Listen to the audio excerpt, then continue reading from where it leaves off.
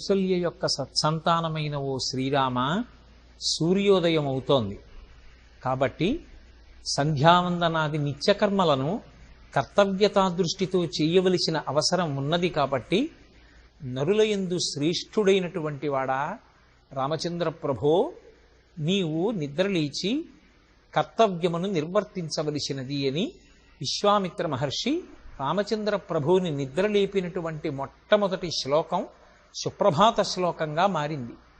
రామచంద్రమూర్తి ఈ భూమి మీద నరుడిగా అవతార స్వీకారం చేసి నడయాడినప్పుడు గురువుగారి సేవలో తరించడం కోసం, గురువుగారి ఆజ్ఞ నెరవేర్చడానికి, యజ్ఞ సంరక్షణ కొరకు, రాక్షస సంహారము కొరకు విశ్వామిత్ర మహర్షిని అనుగమించి ఒక రోజంతా ప్రయాణం చేసి గంగా సరయు సంగమ స్థానమునందు రాత్రి విశ్రాంతి తీసుకున్నటువంటి సందర్భంలో తెల్లవారిపోయినప్పటికీ కూడా ఇంకా బడలిక చేత నిద్ర లేవనటువంటి రామలక్ష్మణులను చూచి సాక్షాత్ పరమేశ్వరుడైనటువంటి రాముడు నరుడిగా ఈ భూమి మీద నడయాడినప్పుడు బ్రహ్మర్షి అయినటువంటి విశ్వామిత్రుడు తనకు లభించినటువంటి అత్యద్భుతమైనటువంటి ఈ అదృష్టాన్ని చేతపుచ్చుకొని పరమేశ్వరుణ్ణి, నరుడిగా ఉన్న రాముణ్ణి నిద్ర లేపేటటువంటి అదృష్టానికి నోచుకున్నాడు.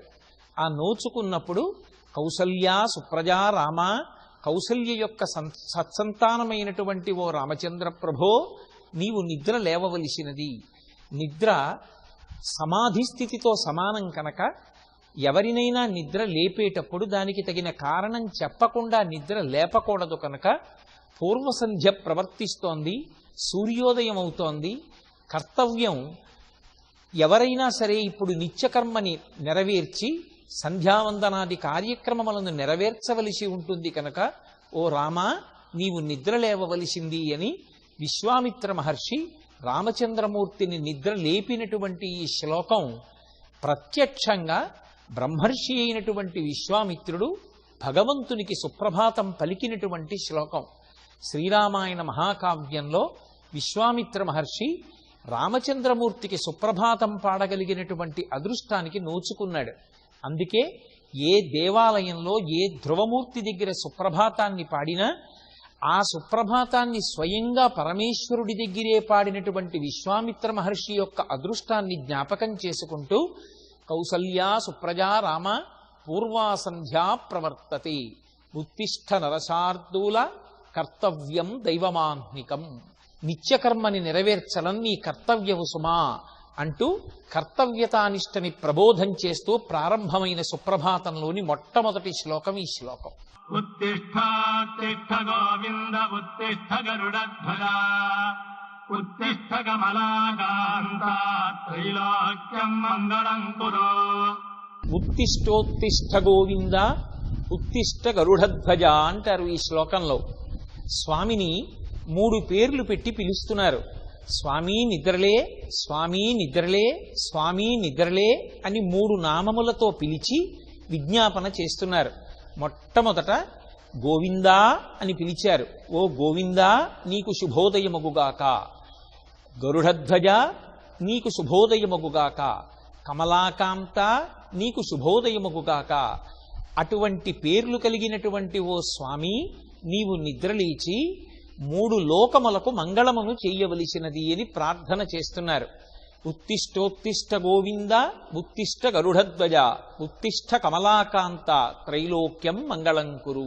భాగవతం 10వ స్కంధంలో శ్రీకృష్ణ పరమాత్మ చాలా చిన్న పిల్లవాడిగా ఉన్నప్పుడే 7 రాత్రులు 7 పగళ్ళు గోవర్ధనోద్ధరణం చేసి తన చిటికిన వేలు మీద ఆ కొండని ఎత్తి పట్టి ఆ కొండ కింద చేరిన వారిని రక్షించడమే కాకుండా ఆయన ఎక్కడ కొండ విడిచిపెట్టేస్తాడో, కొండ కిందకి వెడితే ప్రమాదం సంభవిస్తుందని కృష్ణుణ్ణి నమ్మి కొండ కిందకి వెళ్ళనిటువంటి వాళ్ళని కూడా బాలుండీతడు కొండదొడ్డది మహాభారంబు సైరింపగా జాలండోయని దీని కింద నిలువని చింతింపగా బోలదు అంటూ, ఓ బంధువులారా నన్ను నమ్మండి, నేను కొండ వదలను, వచ్చి కొండ కింద చేరండి అని పిలిచి రక్షించినటువంటి ఆ లీల గోవింద లీల. అందుకే కృష్ణావతారంలో గోవిందుడిగా పట్టాభిషేకం, గోవింద పట్టాభిషేకం. కాబట్టి ఆ గోవిందనామంతో పిలుస్తున్నారు, రక్షకత్వానికి మారుపేరు కనుక. గరుడధ్వజ మహాభారతంలో వర్ణిస్తారు. గరుత్మంతుని యొక్క రెక్కలు అల్లార్చినప్పుడు వేదనాదాలు వినపడతాయి. ఆయన ఎప్పుడు గరుత్మంతుణ్ణి అధిరోహించి వచ్చినా రాక్షస సంహారం చేసి శిష్టులను పరిపాలించి ధర్మ సంస్థాపన చేస్తాడు.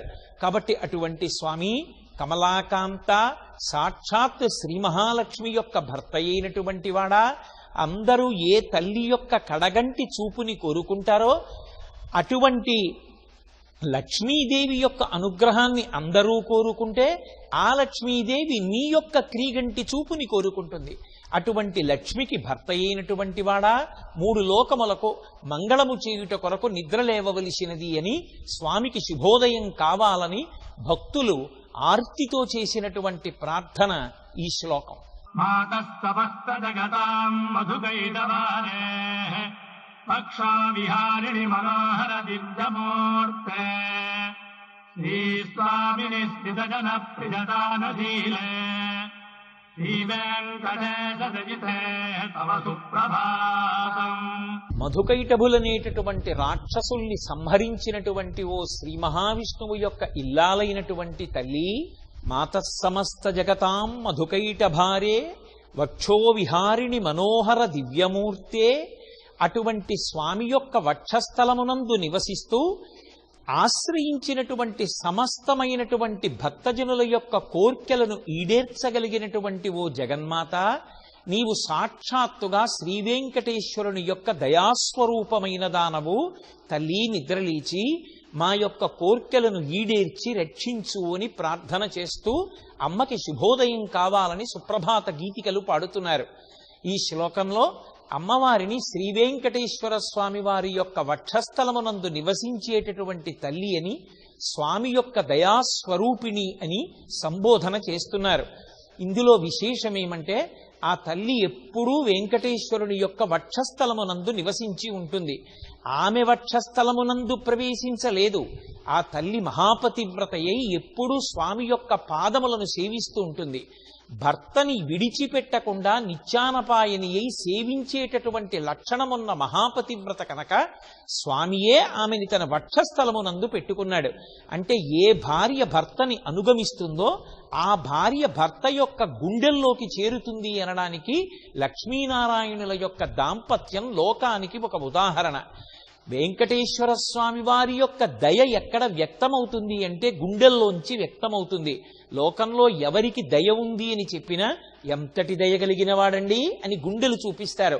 అంతటి కారుణ్యమూర్తి కనుక స్వామివారి యొక్క దయాస్వరూపమే అమ్మవారి యొక్క రూపంగా రాశీభూతమైందని మనకి చెప్పడం కోసం శ్రీ వెంకటేశ్వరుని యొక్క దయాస్వరూపిణి అయిన తల్లి నీకు శుభోదయమగుగాక, లేచి మా యొక్క కోర్కెలను తీర్చి కాపాడదవుగాక అని జగన్మాతకు ఈ శ్లోకంలో సుప్రభాత పఠనం చేస్తున్నారు.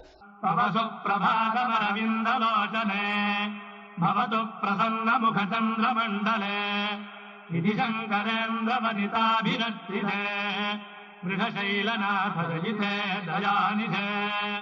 అమ్మవారిని వృషశైలనాథుని యొక్క వక్షస్థలమునందు నివసించేటటువంటి దయాస్వరూపిణి అయిన తల్లిగా ఆమెని సంబోధన చేస్తూ ఆమె యొక్క ముఖమండలాన్ని వర్ణన చేస్తూ ఆమె కన్నులను ఉపమానంతో పోలుస్తూ ఒక మాట అంటున్నారు.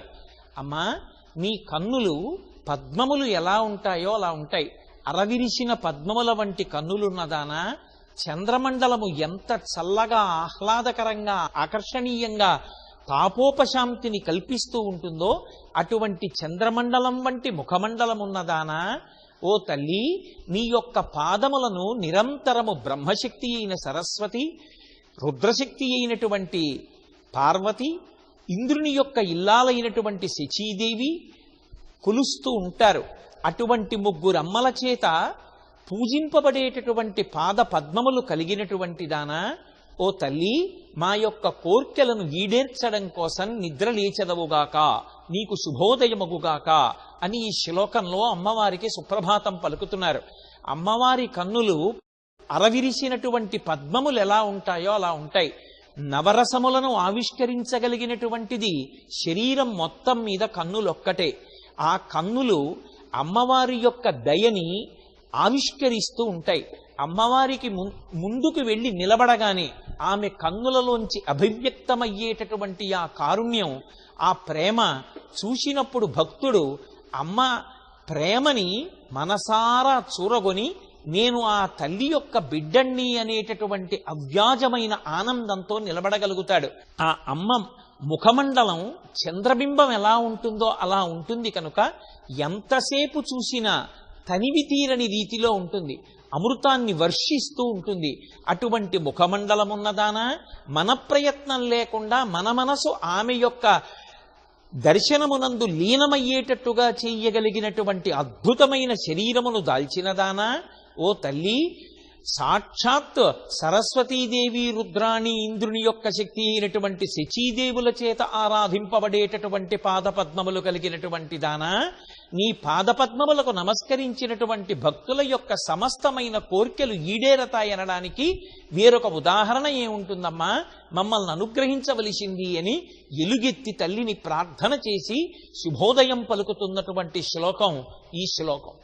అత్యాది సప్తరిషజస్తముపాస్య సంధ్యాం ఆకాశ సింధుక బలాని మనోహరాణి ఆదాయ పాదయుగమర్కరితుం ప్రపన్నాః శ్రేణాద్రిశేఖర విభో తవ సుప్రభాతం. శేషాచలాధిపతి అయినటువంటి ఓ శ్రీవేంకటేశ్వర, నీకు శుభోదయమగుగాక. తండ్రి, నీవు కనురెప్పలు ఎత్తి మేల్కొని బయటికి వచ్చి పూజ స్వీకరించాలి. ఎవరి పూజ స్వీకరించాలి? అత్రి మొదలైనటువంటి సప్తర్షులు నిన్ను సేవించాలనేటటువంటి ఉద్దేశ్యంతో స్నానాదులు పూర్తి చేసుకుని నిత్యకర్మ అయినటువంటి సంధ్యావందనాది కార్యక్రమాల్ని పూర్తి చేసుకుని ఆకాశగంగలో అరవిరిసినటువంటి పద్మములను చేతపట్టుకుని ఒక దేవాలయంలోకి ప్రవేశించేటప్పుడు పళ్ళు కాని పువ్వులు కాని పట్టుకుని వెళ్లాలన్న నిబంధనని సప్తర్షులు కూడా పాటిస్తూ, ఓ శ్రీవేంకటేశ్వర, నీ పాదములను అర్చించాలనేటటువంటి ఆర్తితో వచ్చి నిలబడి ఉన్నారు.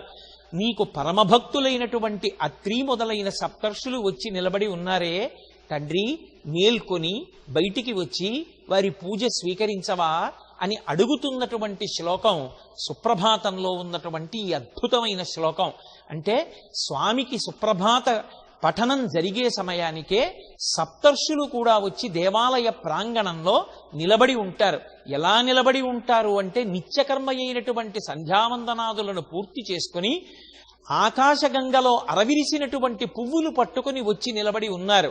అంటే అంతర్లీనంగా భక్తులకు చేయబడేటటువంటి ప్రబోధం ఏది అంటే, సుప్రభాత పఠనము జరుగుతున్న వేళకి దేవాలయంలోకి ప్రవేశించేటటువంటి వేళకే నిత్యకర్మను ఈడేర్చి తమ తమ కర్తవ్యములను పూర్తి చేసుకుని ఒక దేవాలయంలోకి ప్రవేశించేటప్పుడు ఎటువంటి భక్తితో ఏ నిబంధనలను పాటించి వెళ్ళవలసి ఉంటుందో అటువంటి రీతిలో భక్తులు ప్రవేశించవలసి ఉంటుందని అంతర్లీనంగా ప్రబోధం చేస్తూ స్వామివారికి సప్తర్షులు కూడా సేవించి తరించాలన్న ఆర్తితో వచ్చి నిలబడిన సన్నివేశాన్ని ఆవిష్కరిస్తూ మన కన్నుల ముందు ఆ సుప్రభాత వేళని ఆవిష్కరించిన అద్భుతమైన శ్లోకం ఈ శ్లోకం. పంచాననాభ్యభవటన్ముఖవాసవాద్యాః త్రైవిక్రమాదితరితం విబుధాస్తువంతి భాషాపతిః పఠతి వాదన శుద్ధిమారాత్ శ్రేషాద్రిశేఖర విభో తవ సుప్రభాతం. స్వామి శేషశైలాధిపతి, నీ దర్శనం కోసం వచ్చి ఆర్తితో నిలబడిన వారు ఎంతమంది ఉన్నారో తెలుసా? పంచాననాబ్జ భవషణ్ముఖ వాసవాద్యాః. 5 ముఖములు కలిగినటువంటి పరమశివుడు, 4 ముఖములు కలిగినటువంటి చతుర్ముఖ బ్రహ్మగారు, 6 ముఖములు కలిగినటువంటి సుబ్రహ్మణ్యేశ్వరుడు, అలాగే దేవేంద్రుడు, వీళ్ళందరూ కూడా నీవు స్వీకరించినటువంటి ఆ అవతారాలు, ఆ అవతారాలలో నువ్వు భక్తుల పట్ల చూపించినటువంటి ఎనలేని ప్రేమ, ధర్మ సంస్థాపన కొరకు నువ్వు చూపించినటువంటి ఆర్తి, ధర్మాన్ని పోషించిన వాళ్ళు, ధర్మాన్ని అనుష్ఠించిన వారి యందు నువ్వు చూపించినటువంటి కారుణ్యము మనసులో స్మరిస్తూ వచ్చి నిలబడి ఉన్నారు. అలాగే తండ్రి, దేవతలకు గురువైనటువంటి బృహస్పతి పంచాంగ పఠనం చెయ్యడం కోసం వచ్చి నీ మ్రోల నిలబడి ఉన్నాడు. వారిని అనుగ్రహించడానికి ఓ వెంకటేశ్వర కనురెప్పలెత్తి లేచి బయటికొచ్చి వారిని అనుగ్రహించవా, నీకు శుభోదయమగుగాక అని సుప్రభాతాన్ని పఠనం చేస్తున్నారు. ఈ శ్లోకాన్ని బట్టి మనకేమర్థమవుతుందంటే సుప్రభాత వేళలో శ్రీవేంకటేశ్వర దర్శనాన్ని పొందాలనేటటువంటి ఆర్తి సామాన్యమైనటువంటి భక్తులే కాదు, ముగ్గురు మూర్తులలో ఇద్దరైనటువంటి చతుర్ముఖ బ్రహ్మగారు పరమశివుడితో కలిపి షణ్ముఖుడైనటువంటి సుబ్రహ్మణ్యేశ్వరుడు, దేవతాధీశుడైనటువంటి దేవేంద్రుడు, దేవతలకి గురువైనటువంటి బృహస్పతి ఆ వెంకటేశ్వరుని యొక్క దేవాలయ ప్రాంగణంలో స్వామివారి యొక్క సమక్షంలో పంచాంగ పఠనం చెయ్యాలని ఆర్తితో బయలుదేరి వీరందరూ వచ్చి నిలబడి ఉన్నారు. అంటే సుప్రభాత వేళలో ఆనందనిలయ విమానం దగ్గరికి వెళ్ళి ఎవరు నిలబడతారో వారు ఎంతమంది దేవతలు అదృశ్య రూపంలో అక్కడ ఉండగా సేవించగలిగినటువంటి అదృష్టాన్ని పొందగలిగి ఉంటారు అన్న విషయాన్ని ఈ శ్లోకంలో అంతర్లీనంగా ఆవిష్కరించారు. ఆయన యొక్క దివ్యమంగళమైనటువంటి మూర్తిని దర్శించడానికి, ఆయన గాథలను మనసులో స్మరించడానికి దేవతలు కూడా, త్రిమూర్తులలో బ్రహ్మ రుద్రులు కూడా ఎంత ఆతృత ప్రదర్శిస్తారో ఈ శ్లోకం ఆవిష్కరిస్తుంది. అందుకే మనం కూడా సుప్రభాత పఠన సమయమునందు దేవాలయాల్లోకి ప్రవేశించేటప్పుడు స్వామి యొక్క అవతార వైభవాల్ని, ఆయన యొక్క చరిత్ర, ఆయన భక్తుల్ని ఆదుకున్నటువంటి గాథలను మనసులో స్మరణ చేస్తూ పరమభక్తితో వెళ్ళి నిలబడవలసి ఉంటుంది అని అంతర్లీనంగా ఈ శ్లోకం మనకి ప్రబోధం చేస్తూ ఉంది.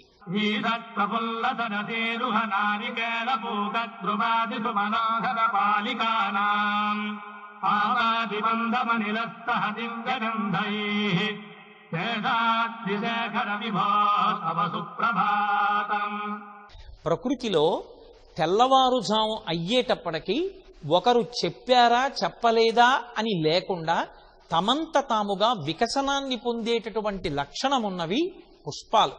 అందున ఆ మలయమారుతం ప్రభాత వేళలో వీస్తూ ఉండగా కొబ్బరి, పోక మొదలైనటువంటి వృక్షములకు సంబంధించినటువంటి పుష్పములు అరవిరిసి ఉన్నాయి. ఈషత్ ప్రఫుల్ల సరసీరుహనారికేళ పూగద్రుమాది సుమనోహర పాలికానాం. ఆ మలయమారుతం వీస్తూ వస్తున్నప్పుడు ఈ వికసించినటువంటి పుష్పముల మీదుగా ఆ గాలి వస్తూ ఉంటే ఆ పుష్ప సౌరభాన్ని మోసుకొని వస్తోంది. ఈ ప్రభాత వేళలో ఆ విచ్చుకుంటున్నటువంటి పువ్వుల మించి వస్తున్నటువంటి గాలి తీయని వాసనతో, సౌరభంతో ఎంత ఆహ్లాదకరంగా ఉందో తెల్లవారుతోందనడానికి ఇది ఒక గొప్ప సూచన కదా. స్వామి నీకు శుభోదయమగుగాక, నిద్ర లేచి భక్తులను అనుగ్రహించదముగాక అని స్వామిని ప్రార్థన చేసినటువంటి శ్లోకం ఈ శ్లోకం. సుప్రభాత పఠనం జరిగేటప్పుడు ప్రకృతిలో తెల్లవారుతోంది అనడానికి ఒకరు చెప్పవలసిన అవసరం లేకుండా తమంత తాము వికసించి భగవంతుని యొక్క పాదములను చేరాలనేటటువంటి ఆర్తి పొందేటటువంటి మొట్టమొదటి వస్తువు పుష్పం. ఆ పుష్పం ఆ బ్రహ్మముహూర్తంలో ఆ అరవిరిసి అది మెల్లిగా విచ్చుకుంటూ బాగా విచ్చుకుంటున్నప్పుడు ఆ అందులో ఉండేటటువంటి సౌరభాన్ని ఆ మలయమారుతం మోసుకొస్తుంటే అటువంటి సమయంలో ఆ ఏడుకొండల మీద నిలబడితే చుట్టూ ఉన్నటువంటి పవిత్రమైన వృక్షముల యొక్క పుష్పముల మించి వస్తున్నటువంటి గాలి ఎంత గొప్ప అనుభూతిని ఇస్తుందో అదిగో తెల్లవారుతోందనడానికి సంకేతం. పుష్పములు ఆయన పాదముల మీద చేరాలని కోరుకుంటున్నాయంటే భక్తులు ఆ పుష్పములను పట్టుకుని ఆయన పాదములను సేవించాలని నిలబడి ఉన్నారని గుర్తు. కాబట్టి భక్తులను అనుగ్రహించుట కొరకు స్వామి నీవు నిద్ర లేచి అనుగ్రహించవద్దా అని పరమభక్తితో ప్రేమతో పరమేశ్వరుణ్ణి ఉద్దేశించి పాడినటువంటి సుప్రభాత గీతిక.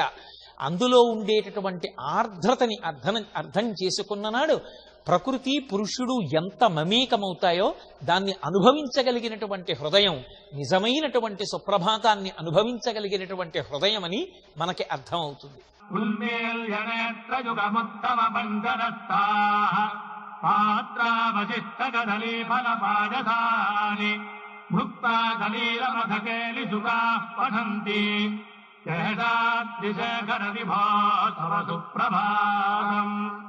శ్రీవేంకటేశ్వర నీకు శుభోదయమగుగాక.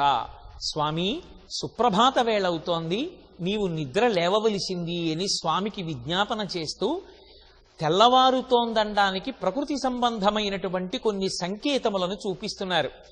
ఏ విధంగా పుష్పములు తమంత తాము బ్రహ్మముహూర్తమునందు అరవిరిసి తమ సౌరభాన్ని మలయమారుతంలోకి నింపుతాయో, అలాగే ఒకరు లేపవలసిన అవసరం లేకుండా తమంత తాము లేచి తమ యొక్క కలకూజితములతో నింపేటటువంటి లక్షణమున్నవి పక్షులు.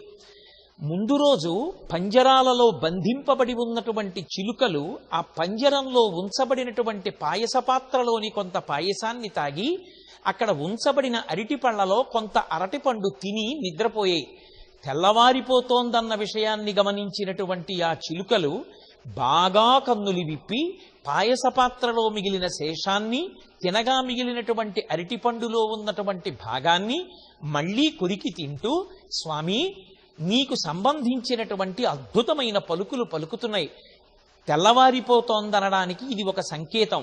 కాబట్టి వెంకటేశ్వర నీకు శుభోదయమగుగాక, తండ్రి నిద్రలే అని ఆర్తితో విజ్ఞాపన చేసినటువంటి శ్లోకం. ప్రకృతిలో తెల్లవారిపోతోంది అని తమంత తాముగా గ్రహించి ప్రతిస్పందించేటటువంటి లక్షణం కలిగినటువంటి ప్రాణులలో ఉత్కృష్టమైనటువంటి ప్రాణి పక్షి. అందుకే పక్షికి ఒకరు చెప్పక్కర్లేదు తెల్లవారుతోందని. తెల్లవారుతోందనేసరికి నిద్రలేవడం, పైగా భక్తులైనటువంటి వారి దగ్గర పలుకులు నేర్చుకొని శ్రీరామనామం వంటి నామములను పలకగలిగినటువంటి అదృష్టాన్ని పొందినటువంటి పక్షి చిలుక. అందుకే చిలుక అమ్మవారి భుజం మీద కూడా వాలి ఉంటుంది ఎప్పుడు. అటువంటి చిలుక ముక్కు కలిగినటువంటి సుఖబ్రహ్మయే శ్రీ వెంకటేశ్వర స్వామి వారి యొక్క పరిణయానికి సంబంధించిన శుభలేఖని వ్రాశారు. ఆ చిలుకకి శ్రీ వెంకటేశ్వరుడికి ఒక గొప్ప అవినాభావ సంబంధం. అందుకే చిలుక నిద్రలేచింది, మంచి పలుకులు పలుకుతోంది, స్వామి నీవు కూడా నిద్రలేచి భక్తులను అనుగ్రహించవలసినది అని ఆర్తితో ఆవిష్కరించినటువంటి శ్లోకం. కాదు యథార్థమునకు భక్తి జ్ఞానములనేటటువంటి రెండు రెక్కలతో ఆకాశ్ అంటే విష్ణుతత్వమునందు నిరంతరము విహరించేటటువంటి పక్షి స్వరూపము కలిగినటువంటి వారు నిరతిశయమైనటువంటి భక్తి కలిగిన భక్తులు. అటువంటి భక్తులు వచ్చి దేవాలయ ప్రాంగణం ముందు నిలబడి ఆర్తితో స్వామి సుప్రభాత గీతికలు పఠిస్తున్నారు. నిద్రలేచి వారిని అనుగ్రహించవద్దా అని ప్రేమతో పిలిచినటువంటి శ్లోకం ఈ శ్లోకం. తంత్రే ప్రకర్ష మధురస్వనజా విపంచా గాఢత్యనంత చరితం తవ నారదోపి భాగా సమగ్రమధకృత్కరచార రమ్యం శేషాగ్నిశేఖర విభో తవ సుప్రభాతం. పరమభక్తులైనటువంటి వారు సుప్రభాత సమయంలో గుండెల నిండా భక్తిభావాన్ని నింపుకుని మైమరచి ఎంత సంతోషంతో భగవన్నామాన్ని చెప్తారు అనడానికి ఒక గుర్తు చెప్తున్నారు. మహతి అనబడేటటువంటి ఒక ప్రత్యేకమైనటువంటి వీణని తన చేతితో పట్టుకుని కేవలముగా భగవత్ సంబంధమైనటువంటి కీర్తనలను కూర్చుని పలికించడం కాదు, ఆ నిరాధారమైనటువంటి ఆకాశ మార్గంలో ప్రయాణం చేస్తూ చేతితో మహతి అన్న వీణ పట్టుకుని ఆ వీణ మీద భగవన్నామములను పలికిస్తూ వంగి తన శరీరాన్ని అటూ ఇటూ ఊపుతూ పరమ సంతోషంతో ఆ భగవన్నామాన్ని భగవత్ కథలని కీర్తనలుగా ఆలాపన చేస్తూ పరవశించిపోతున్నటువంటి నారదాది భక్తులు స్వామి నీ ఆనందనిలయ విమానం దగ్గరికి వచ్చి నిలబడి ఆ వీణ మీద భగవత్ సంబంధమైన కీర్తనలను పలికిస్తున్నారు. వారిని అనుగ్రహించడానికి తండ్రి నీకు శుభోదయమై నీవు లేచి వచ్చి అనుగ్రహించవద్దా అని అడుగుతున్నారు. అంటే మనకి అంతర్లీనంగా ఈ శ్లోకంలో ఒక విషయాన్ని ప్రబోధం చేస్తున్నారు. భగవత్ సంబంధమైనటువంటి విషయాన్ని సుప్రభాత సమయంలో అనుభవించేటప్పుడు కేవలంగా ఏదో నిలబడి యాంత్రికంగా చెప్పడం కాదు, ఆ ఆనందం లోపల నిండిపోతే బాగా నీటితో నిండిపోయినటువంటి బింది మీద ఉన్నటువంటి గొట్టంలోంచి పడుతున్నటువంటి నీళ్లు ఇంకా బిందెలో పట్టకపోతే బిందె యొక్క అంచుల వెంట నీళ్లు కారిపోయినట్టు లోపల నిండిపోయినటువంటి భక్తి చేత కలిగినటువంటి ఆనంద తరంగములు లోపల పట్టక పైకి శరీరము యొక్క విన్యాసములుగా అభివ్యక్తమయ్యేటట్టుగా సుప్రభాత సమయమునందు సంతోషించి కీర్తించగలిగిన వాడెవరుంటాడో వాడు ధన్యుడు అని, అటువంటి కీర్తన చేయగలిగినటువంటి మహాభక్తుడు నారదుడని ఆ సన్నివేశాన్ని మన కన్నుల ముందు ప్రత్యక్షంగా ఆవిష్కరింపచేసి మనోదర్పణంలో చూడడానికి అవకాశం ఇచ్చినటువంటి శ్లోకం ఈ శ్లోకం. పృందావళీతమకరంధరసానువిద్ధంగారగీతనినదైస్తః సేవనాయ నిర్యాత్తుపాంబసరతీ కమలోదరేభ్యः శేషాద్రిశేఖర విభో తవ సుప్రభాతం. ఎంత అందమైనటువంటి రీతిలో ఆ ప్రకృతి యొక్క సంకేతాల్ని చూపిస్తున్నారంటే, పక్కనే ఉన్నటువంటి సరోవరంలో అరవిరిసినటువంటి తామర పువ్వులలో ఉండేటటువంటి మకరందాన్ని పానం చేయడం కోసం తుమ్మెదలు గుంపులు గుంపులుగా బయలుదేరి వచ్చాయి. ఆ బయలుదేరి వచ్చినటువంటి తుమ్మెదలు అరవిరిసిన పద్మాలలో ఉండేటటువంటి మకరందాన్ని కడుపు నిండా తాగాయి. ఇప్పుడు ఆ కడుపు నిండిపోయినటువంటి ఆ తుమ్మెదల యొక్క సమూహములు అనుకున్నాయిట, మనం వెళ్ళి శ్రీవేంకటేశ్వరుని యొక్క పాదపద్మములను సేవిద్దాం.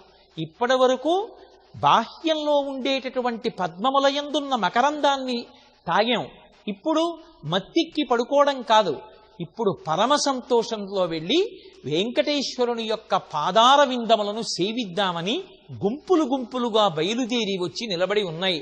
స్వామి కను తెరిచి బయటికి వచ్చి వాటిని అనుగ్రహించి వాటి యొక్క భక్తిని స్వీకరించదవుగాక, నీకు శుభోదయమగుగాక అంటారు. సుప్రభాత సమయంలో ఉండేటటువంటి ప్రకృతి సంబంధమైన విశేషాన్ని వర్ణించడంలో ఈ శ్లోకం ఒక అద్భుతాన్ని ఆవిష్కరించింది. ఎందుచేత అంటే సూర్యుని యొక్క లేత కిరణములు తగిలేటప్పటికి సరోవరాలలో ఉండేటటువంటి పద్మాలు తమంత తాము వికసించడం మొదలు పెడతాయి. పద్మం వికసించడం మొదలు పెట్టేటప్పటికీ ఆ పద్మంతోనే కలిసి అదే సరోవరంలో పుట్టినటువంటి కప్పకి కాని, చాపకి కాని, నత్తకి కాని, పీతకి కాని ఆ పద్మంలో ఉన్న మకరందం యొక్క విలువ తెలియదు.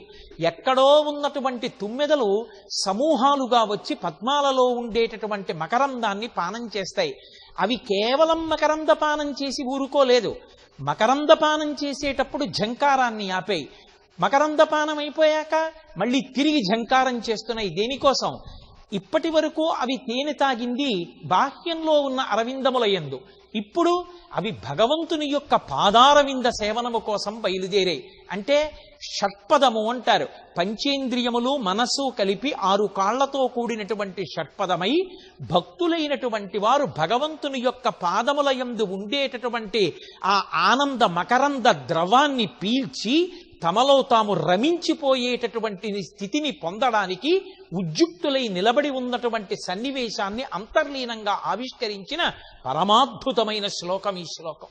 యోగాగణేన వరదద్రిమిమధ్యమానే ఘోషాలజేదుదధిమంథన తీవ్రఘోషాః రోషాత్కలిం విదధతే గగుభష్టకుంభాః శేషాద్రిశేఖర విభో తవ సుప్రభాతం. ఇదొక పరమాద్భుతమైనటువంటి శ్లోకం. ఈ శ్లోకంలో శ్రీవేంకటేశ్వరునికి కృష్ణ పరమాత్మకి ఉన్న అభేద తత్వాన్ని ఆవిష్కరిస్తున్నారు. అసలు యథార్థానికి భవిష్యోత్తర పురాణంలో ఆయన జనకో వసుదేవస్య ఆ దేవకీ జననీమమ అని చెప్పుకున్నాడు. దేవకీ వసుదేవులు నా తల్లిదండ్రులు, నేను కృష్ణుండని.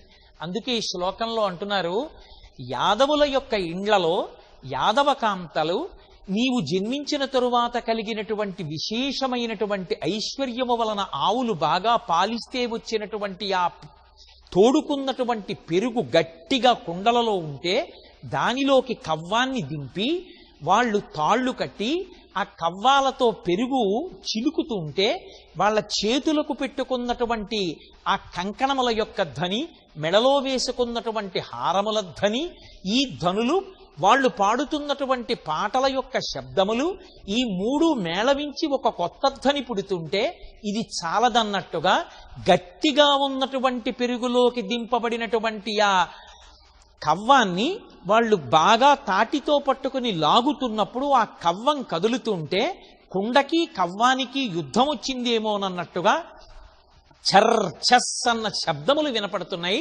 కాబట్టి తెల్లవారిపోయింది, యాదవకాంతలు పెరుగు చిలుకుతున్నారనడానికి కృష్ణ పరమాత్మవైన ఓ వెంకటేశ్వర, నీకు ఈ సంకేతము చాలదా? నిద్రలే, నీకు శుభోదయమగుగాక అని సంకేతిస్తున్నారు. నిజంగా శ్రీకృష్ణుని యొక్క బాల్యలీలలో ఈ నవనీతాన్ని అపహరణం చెయ్యడం, అమ్మ చల్ల చేయడం, చల్ల చేస్తున్న అమ్మ దగ్గరికి కృష్ణుడు పరిగెత్తుకు రావడం, ఆయనకి గోపకాంతలకి ఉన్నటువంటి అనుబంధం, ఆయన ఆ ఆవుల్ని దూడల్ని ఎద్దుల్ని కాసినటువంటి సన్నివేశం, అవి జ్ఞాపకానికి రాగానే కృష్ణ పరమాత్మకి వెంకటేశ్వరుడికి అభేదం కలక పరమ సంతోషంతో ఉలిక్కిపడి నిద్రలేస్తాడని కృష్ణావతారంలో తెల్లవారుజామున జరిగినటువంటి సన్నివేశాల్ని శ్రీ వెంకటేశ్వరుని ముందు సుప్రభాత గీతికలుగా పాడి భక్తులు పరవశించినటువంటి సందర్భం ఆవిష్కరింపబడిన శ్లోకం ఈ శ్లోకం.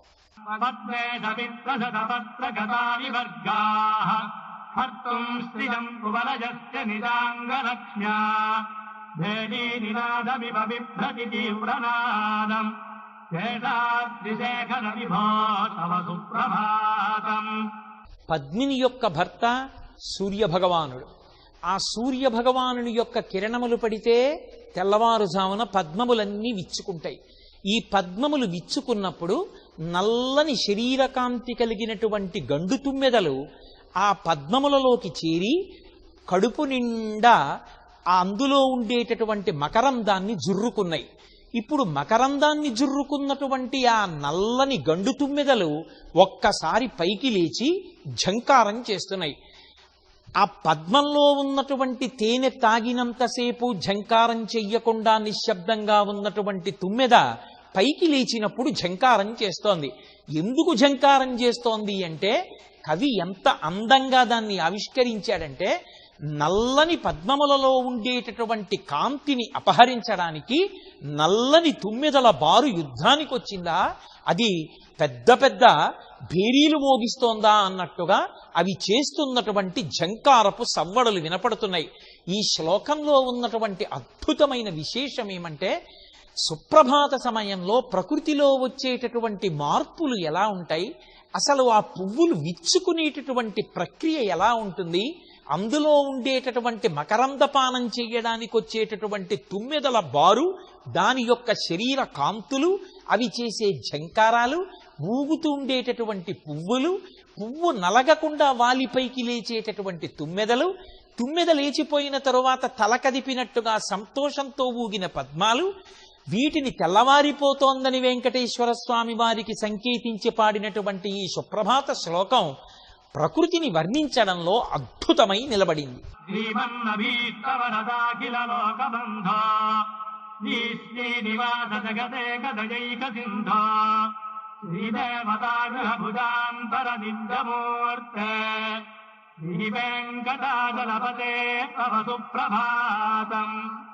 ఓ శ్రీనివాసుడా, తండ్రి, నిన్ను ఎవరు ఆశ్రయిస్తారో ఆ ఆశ్రయించినటువంటి భక్తుల యొక్క కామితములనన్నిటినీ కూడా నెరవేర్చేటటువంటి దయా అనబడేటటువంటి గుణాన్ని కలిగినటువంటి వాడా, సమస్త లోకములకు బంధువైనటువంటి వాడా, దేవతలందరి చేత కీర్తింపబడేటటువంటి వాడా, ఓ శ్రీనివాసుడా, నీకు శుభోదయమగుగాక అని పిలుస్తున్నారు.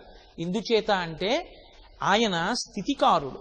లోకంలో ఎక్కడెక్కడ ఎప్పుడెప్పుడు ఎవరు ఆర్తి చెందినా వారి యొక్క ఆర్తి తీర్చగలిగినటువంటి వాడు, రక్షించగలిగినటువంటి వాడు, ఆ రక్షించడానికి తగినటువంటి దయ కలిగినటువంటి వాడు, అలా రక్షించినటువంటి కారణం చేత సమస్త లోకములకు బంధువైనటువంటి వాడు, స్త్రీ యొక్క నివాసమునకు స్థానమైనటువంటి వాడు, అటువంటి మహాద్భుతమైనటువంటి స్వరూపము కలిగినటువంటి వాడు, కన్నులతో జుర్రుకోవలసినటువంటి రూపమున్నటువంటి వాడు, పరమ మంగళప్రదమైనటువంటి ఆకారమున్నటువంటి వాడు, అటువంటి వాడవైన ఓ శ్రీనివాసుడా, శ్రీ వెంకటేశ్వర, నీకు శుభోదయమై నీవు లేచి మా అందరికీ మంగళములను చేకూర్చవలసినది అని ఆర్తితో స్వామి యొక్క వైభవాన్ని, దయాగుణాన్ని, లోకములకంతటికీ ఆయన బంధువైనటువంటి విశేషాల్ని మనసులో స్మరించి ఉప్పొంగి పాడినటువంటి సుప్రభాత గీతికయే ఈ శ్లోకం. శ్రీ స్వామి పుష్కరిణికా ప్లవ నిర్మలాంగా తేజోర్ధిరోహర విరింత సరంతనాద్యా భారే వదంతి వరవేత్ర హతోత్తమాంగా శ్రీ వెంకటాచలపదే తవ సుప్రభాతం. స్వామి పుష్కరిణి ప్రత్యేకమైనటువంటి వైభవము కలిగినటువంటి పుష్కరిణి. అటువంటి అద్భుతమైనటువంటి పుష్కరిణి యందు ఎవరు స్నానం చేశారు అంటే పరమశివుడు, చతుర్ముఖ బ్రహ్మ మొదలైనటువంటి వారు వచ్చి అందులో స్నానం చేసి నీ యొక్క శ్రేయస్సుని కోరుకునేటటువంటి వారు, నీ యందు పరమ మిత్రభావన కలిగినటువంటి వారు కనుక నీ యొక్క దర్శనాన్ని త్వరగా పొందాలనేటటువంటి ఆర్తితో అంతటి వారు కూడా తమ తమ వైభవాల్ని మర్చిపోయి తోసుకొచ్చి దర్శనాన్ని పొందాలనేటటువంటి ఆర్తితో ఉన్నారు స్వామి అని ఈ శ్లోకంలో ఆవిష్కరిస్తున్నారు. అంటే ఆ వెంకటేశ్వరుని యొక్క దర్శనాన్ని పొందాలనేటటువంటి ఆర్తి అందరి యందు ఎంత మిక్కుటంగా ఉంటుంది అన్న విషయాన్ని చెప్పడానికి పరమేశ్వరుడు బ్రహ్మగారి వంటి వారే అంతటి ఆర్తిని పొంది ఉంటారంటే ఆయన దర్శనాన్ని పొందడానికి సామాన్యులు ఆర్తి పొందడంలో ఆశ్చర్యమేముంది. పరమశివుడి వంటి వాడు, చతుర్ముఖ బ్రహ్మ వంటి వారు వచ్చి స్వామివారి యొక్క పుష్కరిణిలో స్నానం చేసి నిర్మలమైనటువంటి అంగములు కలిగినటువంటి వారు అయ్యారట. వెంకటాచలానికి వెళ్ళినటువంటి వారు అందరూ కూడా తప్పకుండా చేయవలసినటువంటి కర్తవ్యాలలో ఒకటి స్వామి పుష్కరిణి స్నానం. ఆ స్నానం చేసినప్పుడు అది మామూలు స్నానం కాదు. సుప్రభాత సమయంలో పుష్కరిణిలో స్నానం బ్రహ్మాది దేవతలు వచ్చి స్నానం చెయ్యగా వారి యొక్క శరీరములను తాకినటువంటి పవిత్రమైనటువంటి ఉదకం.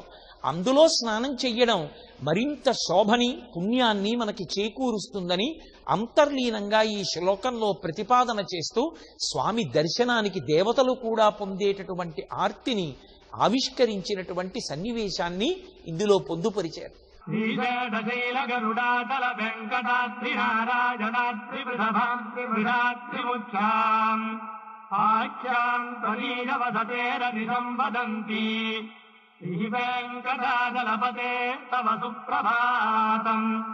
శ్రీశేషశైల గరుడాచల వెంకటాద్రి నారాయణాద్రి వృషభాద్రి వృషాద్రి ముఖ్యాం. ఆయన ఉన్నటువంటి ఆ కొండని ఎన్ని పేర్లతో పిలుస్తున్నారు అంటే దాన్నే నారాయణాద్రి అని పిలుస్తున్నారు, దాన్నే వెంకటాద్రి అని పిలుస్తున్నారు, దాన్నే వృషభాద్రి అని పిలుస్తున్నారు, దాన్నే శేషాద్రి అని పిలుస్తున్నారు, దాన్నే వృషాద్రి అని పిలుస్తున్నారు. స్వామి నీవు ఉన్నటువంటి ఆ స్థానాన్ని, ఆ కొండలను ఇన్ని పేర్లతో పిలుస్తున్నారు. అటువంటి పరమపావనమైనటువంటి నివాస స్థానమునందు వెలిసియున్నటువంటి వాడా వెంకటేశ్వర, నీకు శుభోదయమగుగాక అని ఈ శ్లోకంలో స్వామిని నిద్రలేపుతున్నారు. ఈ శ్లోకానికి ఉన్న వైభవం ఏమిటంటే ఆ కొండ ఈనాటిది కాదు, కృతయుగం నుంచి కూడా ఆ కొండ అలాగే ఉంది. అలాగే ఉండి ఒక్కొక్కరిని అనుగ్రహించినప్పుడు ఆ కొండకి ఒక్కొక్క పేరు వచ్చింది. ఒకానొకప్పుడు వృషభాసురుడు అనబడేటటువంటి రాక్షసుడు శ్రీమన్నారాయణుడి చేతిలో వధింపబడి ఆయన చిట్ట చివరి కోరికగా ఈ కొండ నా పేరు మీద ఉండాలి అని అడిగితే ఆయన పేరు పొంది వృషభాద్రి అయింది. ధర్మమునకు నివాసము కనుక వృషాద్రి అయింది. నారాయణుడు వేంచేసి ఉన్న పర్వతం కనుక నారాయణాద్రి అయింది. ఒకానొకప్పుడు వాయువుకి శేషుడికి మధ్య జరిగినటువంటి కలహంలో శేషుడు అక్కడికి వచ్చి నిలబడినటువంటి కారణం చేత వాయువు చేత తేబడి ఉండిపోయిన వెంకటేశ్వరుని క్రీడాద్రి కనుక శేషాద్రి అని పిలవబడింది. ఆంజనేయుడు ప్రభవించినటువంటి ప్రదేశం కనుక అంజనాద్రి అని పిలవబడింది. ఏ యుగంలో ఏ పేరుతో పిలవబడినా ఇప్పటికీ కూడా ఆ కొండలన్నీ కూడా శ్రీవేంకటేశ్వరుని నివాస స్థానమై ఆ పేర్లను పిలిచినంత మాత్రం చేత, పలికినంత మాత్రం చేత భక్తుల యొక్క పాపములను తెగటార్చగలిగినటువంటి శక్తిని పొంది ఉన్నాయి. అందుకే పర్వతం పేరే వెంకటాచలము. వేం కటతే పాపం యస్మాత్ పాపదహన శక్తితః అంటారు పురాణంలో. పాపములను కాల్చగలిగినటువంటి శక్తి ఆ పర్వతానికి ఉంది. అందుకే స్వామి నివాస స్థానమైన ఆ కొండల యొక్క పేర్లు ఒక్కసారి భక్తుల చేత పలికించడానికి ఈ శ్లోకంలో ఆ కొండల పేర్లన్నీ ఒకసారి చెప్పబడ్డాయి. అంత అందమైన శ్లోకం ఈ శ్లోకం.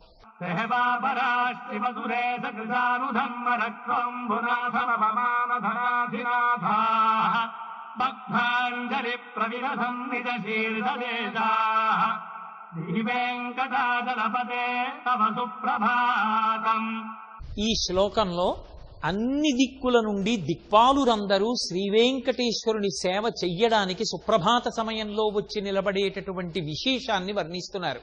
ఈశాన్య దిక్కు నుండి సాక్షాత్ పరమశివుడు బయలుదేరి వచ్చాడు. తూర్పు నుండి ఇంద్రుడు, ఆగ్నేయము నుండి అగ్ని, దక్షిణ దిక్కు నుండి యమధర్మరాజు, అలాగే నైరుతి నుండి నిరుతి, అలాగే పశ్చిమం నుంచి వరుణుడు, అలాగే వాయవ్యం నుంచి వాయువు, ఉత్తరాన్నించి కుబేరుడు, అన్ని దిక్కుల నుంచి అందరు దిక్పాలకులు కూడా వచ్చి నీకు నమస్కారం చెయ్యాలనేటటువంటి కుతూహలంతో రెండు చేతులు జోడించి, జోడింపబడినటువంటి ఆ రెండు చేతుల మీద తమ శిరస్సు నుంచి నీ ముందు వంగినప్పుడు ప్రకాశిస్తున్నటువంటి వారి యొక్క శిరస్సులు, వారి కిరీటములు, అందులో ఉండేటటువంటి మణుల కాంతులు భక్తులకు ద్యోతకమవుతున్నాయని ఈ శ్లోకంలో ఆవిష్కరిస్తున్నారు. అంటే స్వామికి శుభోదయం అవ్వాలని పలకడం కోసం, సుప్రభాతం పాడడం కోసం, స్వామి సుప్రభాత సమయంలో నిద్రలేచి బయటికొచ్చినప్పుడు ఆయన యొక్క అందచందాల్ని చూసి తరించడం కోసం, ఆ సుప్రభాత వేళలో మొట్టమొదట ఆయన పాదముల మీద 4 పువ్వులుంచి తరించాలనేటటువంటి కోరికతో అన్ని దిక్కుల నుండి దిక్పాలురే వచ్చి నమస్కరిస్తూ తమ యొక్క శిరస్సులను వంచి శిరస్సుల యొక్క ఊర్ధ్వభాగముల యందు కాంతులు భక్తులు దర్శించడానికి వీలుగా నిలబడి ఉన్నారు అంటే సుప్రభాత సమయంలో సప్తర్షి మండలం దగ్గర నుండి, నారదాదుల నుండి, అష్టదిక్పాలుల నుండి, బ్రహ్మ, ఇంద్రుడు, సనకసనందనాది పరమభక్తుల నుండి అందరూ వచ్చి ఆలయ ప్రాంగణంలో నిలబడి ఉంటారు. అటువంటి సమయంలో మనం కూడా అక్కడ నిలబడి ఉండడం ఎన్ని కోట్ల జన్మల యొక్క సుకృతమో అర్థం చేసుకుని పరమవైదికమైనటువంటి స్థితిలో దేవాలయానికి వెళ్లి మౌనంగా నిలబడి ఆ సుప్రభాత పఠనాన్ని విని తరించవలసినటువంటి అవసరాన్ని అంతర్లీనంగా ఆవిష్కరించినటువంటి పరమాద్భుతమైన శ్లోకం ఈ శ్లోకం.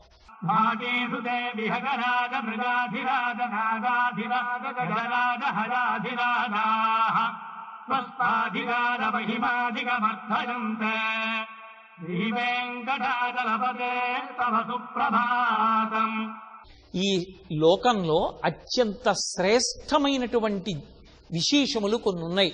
అందులో గరుత్మంతుడు, సింహము, ఆదిశేషుడు మొదలైనటువంటి వారందరూ కూడా ఉన్నారు.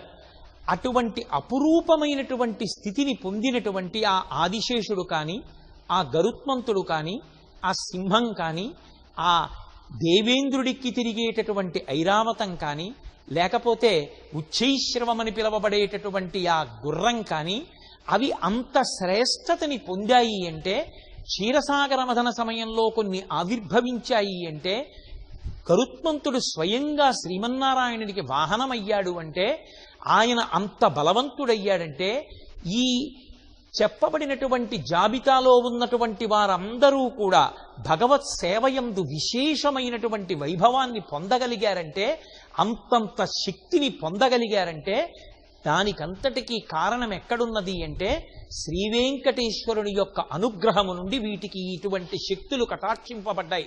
కాబట్టి ఆ శక్తి నిలబడడానికి, ఇంకా పెరగడానికి ఈ జీవులన్నీ కూడా వచ్చి నిలబడి నీ మ్రోల నమస్కరిస్తూ నీకు శుభోదయం కావాలని ప్రార్థన చేస్తున్నాయి.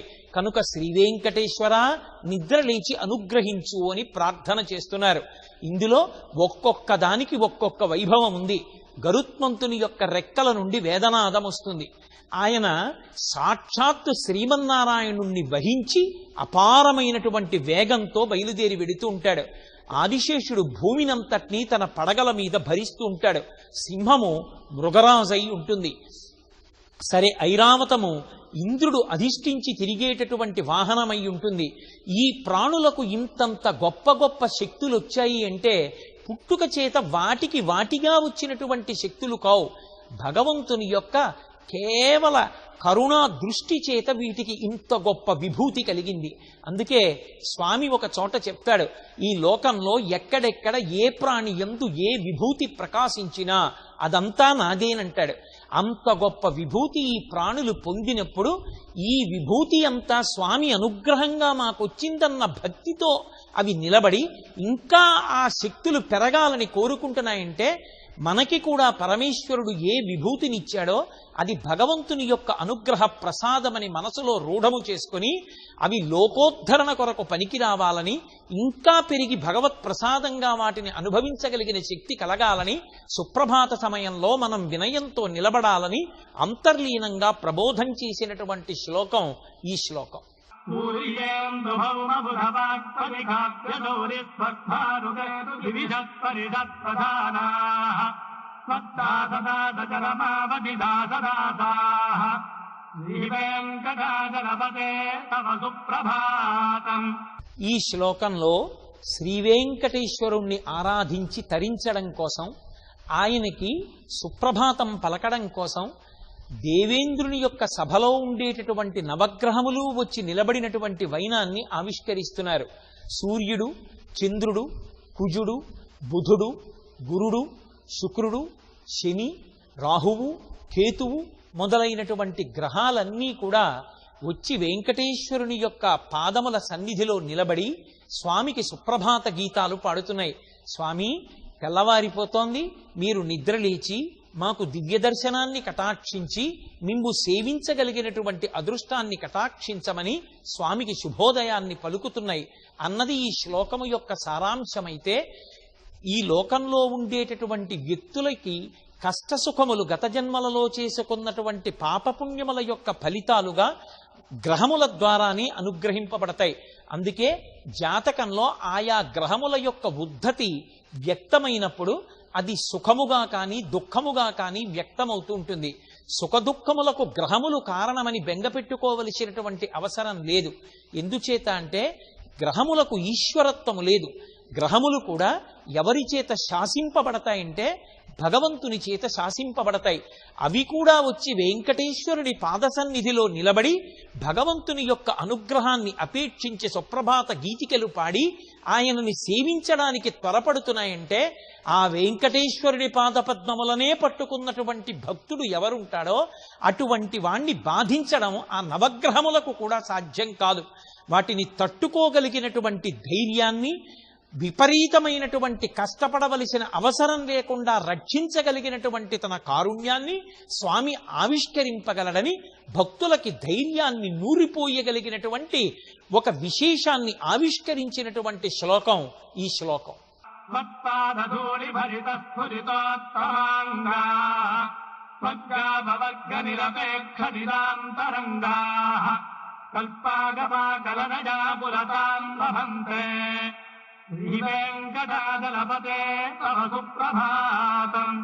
తత్పాదధూళి భరిత స్ఫురితోత్తమాంగాః అంటూ ప్రారంభం చేశారు ఈ శ్లోకాన్ని.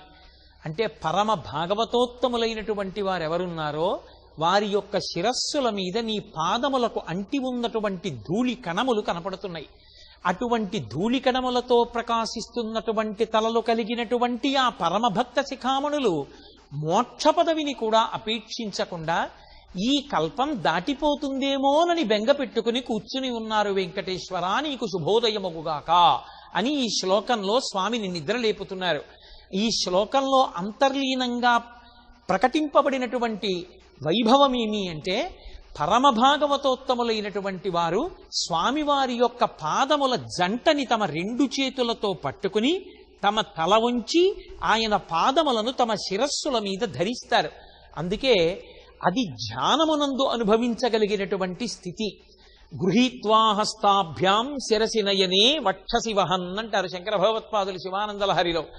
అలా ఎవరు స్వామివారి పాదములను తమ శిరస్సునందు ధరించగలిగినటువంటి ధ్యాననిష్ట కలిగినటువంటి వారున్నారో అటువంటి వారి శిరస్సుల మీద స్వామి పాదముల అడుగున అంటుకున్నటువంటి ధూళికణములు ప్రకాశిస్తున్నాయి.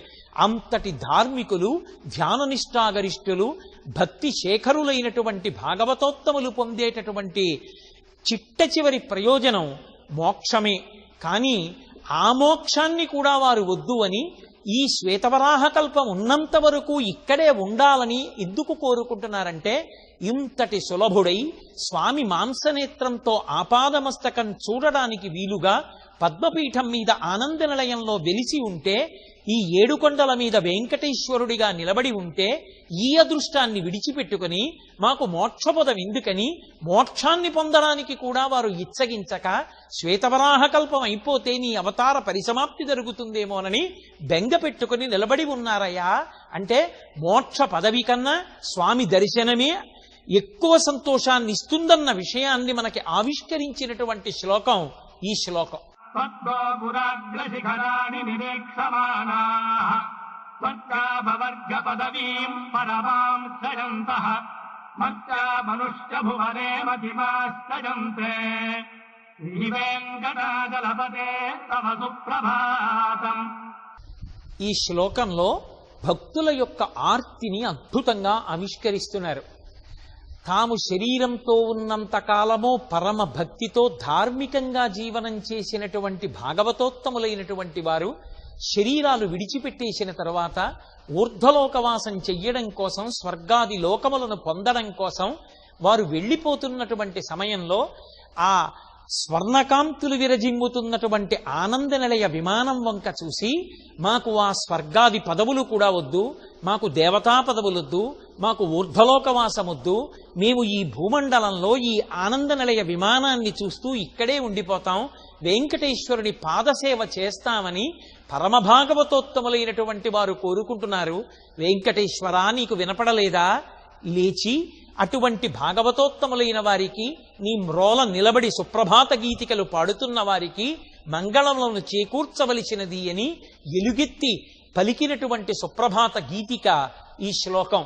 అంటే సాధారణంగా ఈ లోకంలో పరమభక్తితో ధార్మికమైనటువంటి జీవితాన్ని గడిపి అనేకమైనటువంటి పుణ్యములను చేసినటువంటి వారు శరీరం పడిపోయిన తరువాత మోక్ష పదవినైనా అలంకరిస్తారు, అథవా స్వర్గాది లోకములను యందు వాసము చెయ్యడానికి ఆ ఊర్ధ్వలోకముల వైపుకి వెళ్ళిపోతారు. అలా వెళ్ళిపోతున్న వాళ్ళు, మాకు మోక్ష పదవులొద్దు, మాకు స్వర్గాది లోకములొద్దు, మాకేం కావాలి అంటే ఈ ఆనంద నిలయ విమాన గోపురాన్ని చూస్తూ ఉండిపోతే చాలు, వెంకటేశ్వరుని యొక్క పాద సేవ చెయ్యగలిగితే చాలు, వీటికన్నా స్వర్గలోక వాసం దేవతా పదవులు మాకు గొప్ప కాదు అని తృణీకరించారంటే, ఈ లోకంలో ఈ భూమండలంలో వెంకటాచలానికి ఇంత దగ్గరలో పుట్టి వెంకటేశ్వరుని యొక్క పాద సేవ చెయ్యగలిగి ఆనంద నిలయ విమాన గోపురాన్ని చూడగలిగినటువంటి కన్నులు కలిగి ఉండడం మనం ఎంత అదృష్టాన్ని పొందినటువంటి వారమో అంతర్లీనంగా మనకి జ్ఞాపకం చేసి ఆ వైభవాన్ని అందుకుని తరించమని మనకి ప్రబోధం చేసినటువంటి శ్లోకం ఈ శ్లోకం. గుణామృతాబ్ధే దేవాధిదేవ జగదేక శరణ్యమూర్తే శ్రీమన్ననంత గరుడాది విరక్తిదాంఘే శ్రీ వెంకటాచలపతే తవ సుప్రభాతం.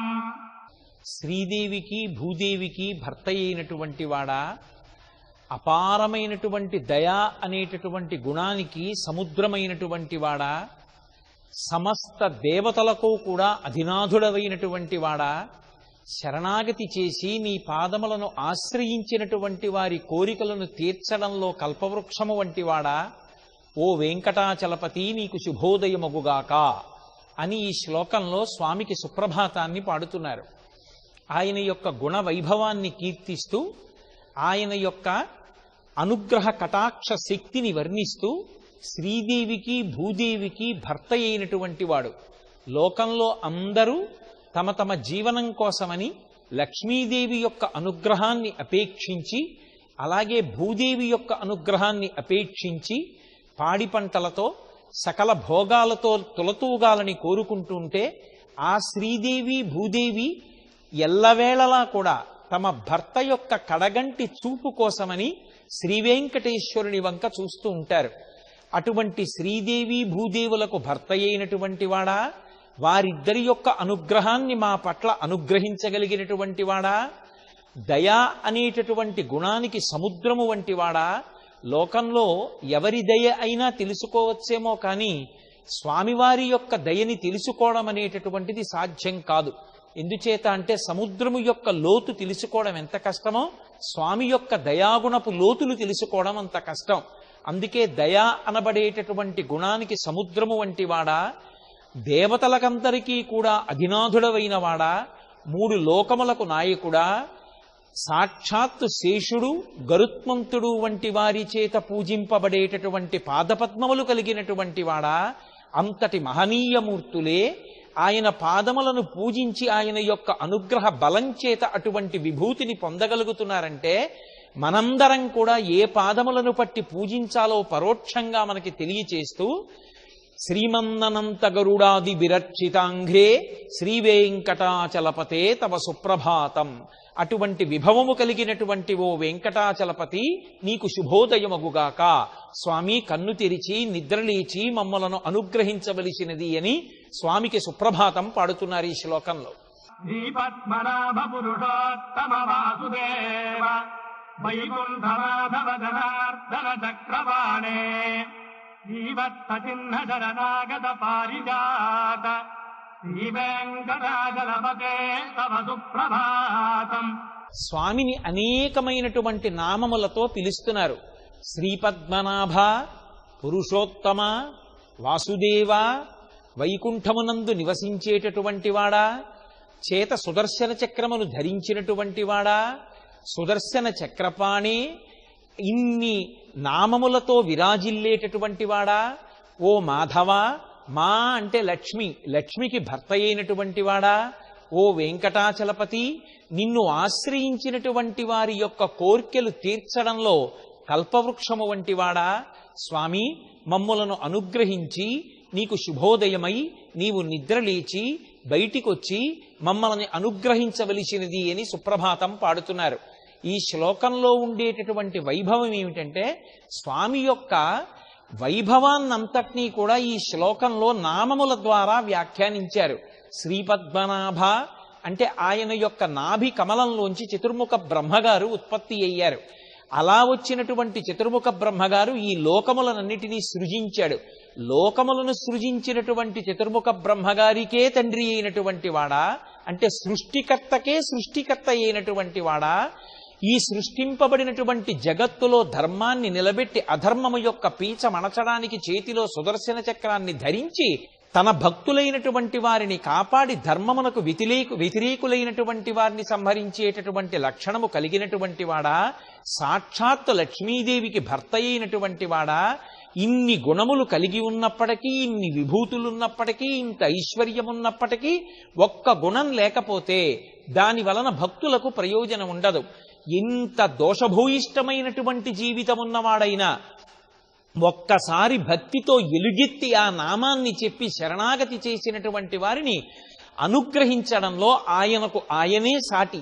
అంత భక్తుల పాలిటి కల్ప వృక్షమైనటువంటి వాడా, భక్తులకు కొంగు బంగారమైనటువంటి వాడా, ఓ స్వామి నిద్రలేచి అనుగ్రహించవలసినది అని నామముల ద్వారా ఆయన యొక్క గుణ వైభవాన్ని కీర్తిస్తూ స్వామికి సుప్రభాతం పలికినటువంటి పరమాద్భుతమైన శ్లోకం ఆ శ్లోకం. కందత్పదత్పహర సుందర దివ్యమూర్తే కాంతాకుజాంబురుహ పుష్పలలోల దృష్టే కళ్యాణ నిర్మల గుణాకర దివ్యకీర్తే శ్రీ వెంకటాచలపతే తవ సుప్రభాతం. కందర్పుడు అంటే మన్మధుడు. మన్మధుడు లోకంలో చాలా అందగాడిగా చెప్పబడతాడు. నేను చాలా అందగాణ్ణి అని అతిశయం పొందేటటువంటి మన్మధుడు పౌరాణికంగా శ్రీ మహావిష్ణువు యొక్క కుమారుడిగా చెప్పబడతాడు. లోకంలో తండ్రి కన్నా కుమారుడు అందంగా ఉండడం అనేటటువంటిది సహజమైన విషయం. కానీ శ్రీ వెంకటేశ్వరుని విషయం దగ్గరికి వచ్చేటప్పటికీ కందర్ప దర్ప హర సుందర దివ్యమూర్తి, కుమారుని యొక్క అందం కన్నా కూడా గొప్ప అందంతో స్వామి విరాజిల్లుతూ ఉంటాడట. ఎంత అందగాడై ఉంటాడంటే, తండ్రి యొక్క అందాన్ని చూసినటువంటి మన్మధుడు నేను అందగాణ్ణి అన్న గర్వాన్ని విడిచిపెట్టేస్తున్నాడు. కాబట్టి కందర్పదర్ప హర సుందర దివ్యమూర్తే కాంతాకుచాంబురహ కుట్మల లోల దృష్టి, తామర మొగ్గల వంటి కాంతల యొక్క కుచుముల మీద దృష్టిని నిలబెట్టి ఉండేటటువంటి వాడా, నిర్మలమైనటువంటి కళ్యాణ గుణములతో శోభించేటటువంటి లక్షణమున్నవాడా, ఓ వెంకటాచలపతి నీకు శుభోదయమగుగాక. కాంతల యొక్క కుచుముల యందు దృష్టి కలిగినవాడు అన్న మాటకి తాత్పర్యమేమి అంటే, ఈ భూకాంత యొక్క కుచములే నిండుగా పోసినటువంటి ధాన్యపు రాసులు. అంటే ఈ లోకంలో ధాన్యపు రాసులు మిక్కుటంగా ఉండాలని, అందరి యొక్క కోరికలు తీరాలని, ఎవరూ ఆకలి బాధతో అలమటించకూడదని, ధాన్యపు రాసులు నిండుగా ఉండాలనేటటువంటి కళ్యాణప్రదమైనటువంటి దృష్టితో భూకాంత వంక చూసేటటువంటి లక్షణం ఉన్నవాడా, నిర్మలమైన యశస్సు కీర్తి కలిగినవాడా, లోకోపకారమునకు ముందుండేవాడా, ఓ వెంకటాచలపతి నీకు శుభోదయమగుగాక. నీవు నిద్రలేచి మాకు మంగళములను అనుగ్రహించవలసినది అని ఆ శ్లోకంలోనే స్వామివారి యొక్క వైభవాన్ని కీర్తిస్తూ సుప్రభాతం పలికినటువంటి మహాద్భుతమైనటువంటి తాత్పర్యమున్న శ్లోకం ఆ శ్లోకము.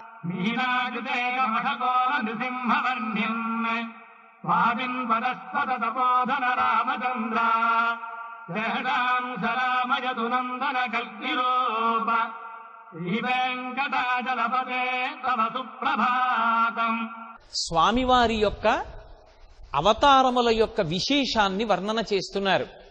అసలు మాంసనేత్రమునకు ద్యోతకము కాకుండా ఎక్కడో ప్రకాశించగలిగినటువంటి వాడు అత్యతిష్ట దశాంగుళం అని చెప్పబడినటువంటి స్వామి లోకంలో ధర్మ సంస్థాపన చెయ్యడం కోసమని ఒకనాడు మత్స్యమూర్తిగా, అలాగే వరాహమూర్తిగా, అలాగే కూర్మావతారంగా, అలాగే నరసింహావతారంగా, ఒకనాడు వామనమూర్తిగా, వేరొకనాడు పరశురాముడిగా, శ్రీరాముడిగా, బలరాముడిగా, కృష్ణ భగవానుడుగా, రాబోయేటటువంటి అవతారమైనటువంటి కల్కి అవతారంగా దశావతారాలుగా స్వామి ఈ భూమండలం మీదకి దిగి వచ్చి నడయాడి ధర్మమునకు వ్యతిరేకంగా ప్రవర్తించేటటువంటి వాళ్ళ యొక్క తేజస్సునంతటినీ కూడా అణిచి మళ్లీ లోకంలో ధర్మము నిలబడేటట్టుగా ప్రయత్నం చేసి ధర్మమును నిలబెట్టినటువంటి వాడా.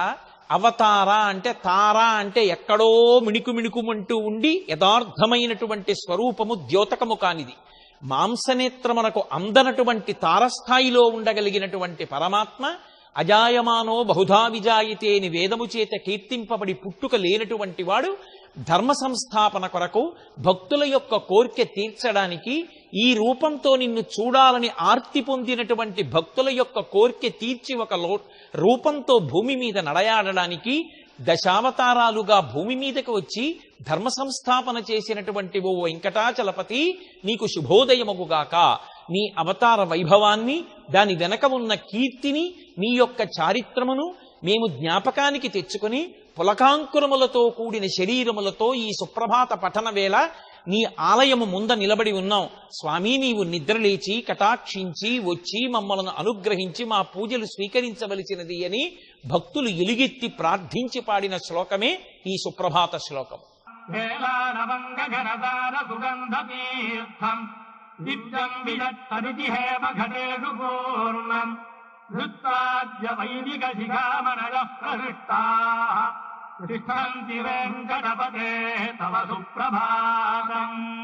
చాలా ప్రహృష్టమైనటువంటి మనస్సులతో బ్రహ్మముహూర్తానికి ముందే స్నానమును చేసి నిత్యకర్మలను ఈడేర్చి బంగారు పాత్రలను చేత పట్టుకుని ఎక్కడో దూరంగా ఉండేటటువంటి అరణ్య ప్రాంతంలోకి వెళ్లి ఆకాశగంగా జలములను సువర్ణ భాండముల నిండా నింపుకుని అందులో యాలుకలు, లవంగాలు, జాపత్రి మొదలైనటువంటి సుగంధ ద్రవ్యముల యొక్క చూర్ణమును మిళితము చేసి సువాసనాభరితమైనటువంటి జలములతో కూడినటువంటి స్వర్ణభాండములను చేత పట్టుకుని ఎప్పుడెప్పుడు నువ్వు నిద్ర లేచి అనుగ్రహిస్తావా అప్పుడప్పుడు నీకు సంబంధించినటువంటి పూజాది కార్యక్రమములను నిర్వర్తిద్దామా అని వైదిక శిఖామణులైనటువంటి బ్రాహ్మణులు నీ దేవాలయం యొక్క గడప ముందు నిలబడి ఉన్నారు.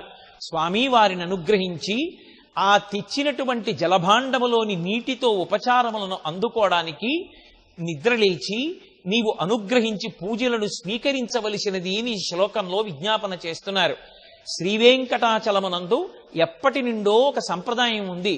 తిరుమల నంబి గారి యొక్క కథని పరిశీలనం చేస్తే అప్పటినుంచే తెల్లవారుజామున 3 గంటల వేళలో కాలికి చెప్పులు కూడా వేసుకోకుండా పాప వినాశనం ఉన్నటువంటి అరణ్య మార్గం గుండా వెళ్లి ఆకాశగంగా జలములను భాండములో పట్టుకుని ఆ నీటిని తీసుకుని వచ్చి తెల్లవారుజామున సుప్రభాతం అయిపోగానే జరిగేటటువంటి వైదిక క్రియాకలాపమునందు దాన్ని వాడడం కోసం వైదిక నిష్ఠాగరిష్ఠులైనటువంటి బ్రాహ్మణులు వచ్చి స్వామి గడప ముందు నిలబడుతూ ఉంటారు.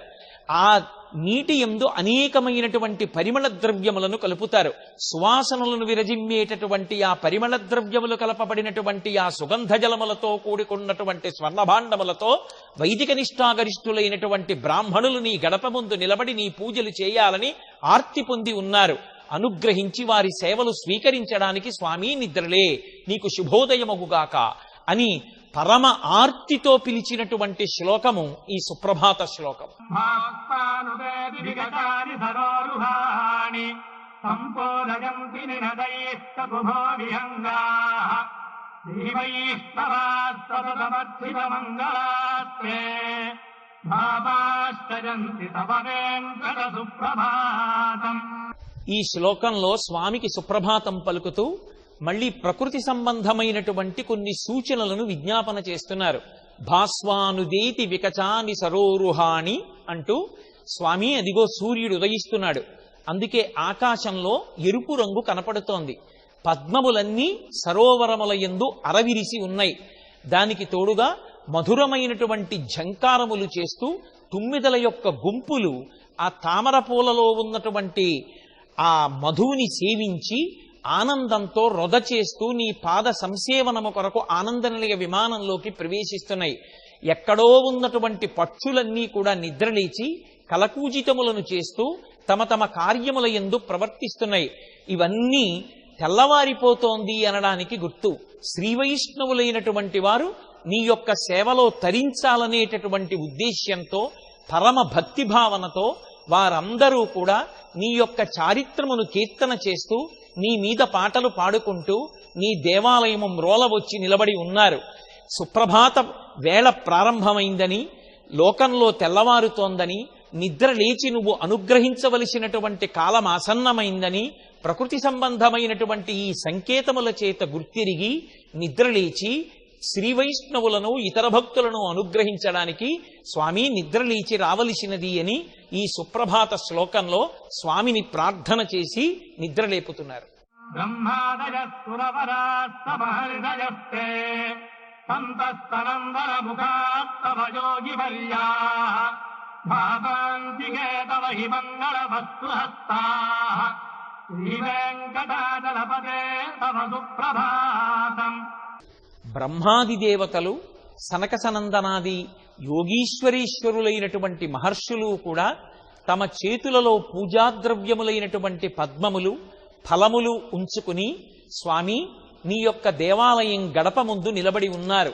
నిన్ను సేవించడానికి సామాన్యమైనటువంటి భక్తజనమే కాదు, సాక్షాత్ సనక సనందనాదుల వంటి మహాజ్ఞానులు, వారిని కన్న తండ్రి అయినటువంటి చతుర్ముఖ బ్రహ్మగారు వీరందరూ కూడా వచ్చి చేతిలో పూజాద్రవ్యములతో నిలబడి నిన్ను సేవించాలని ఆర్తితో ఉన్నారు.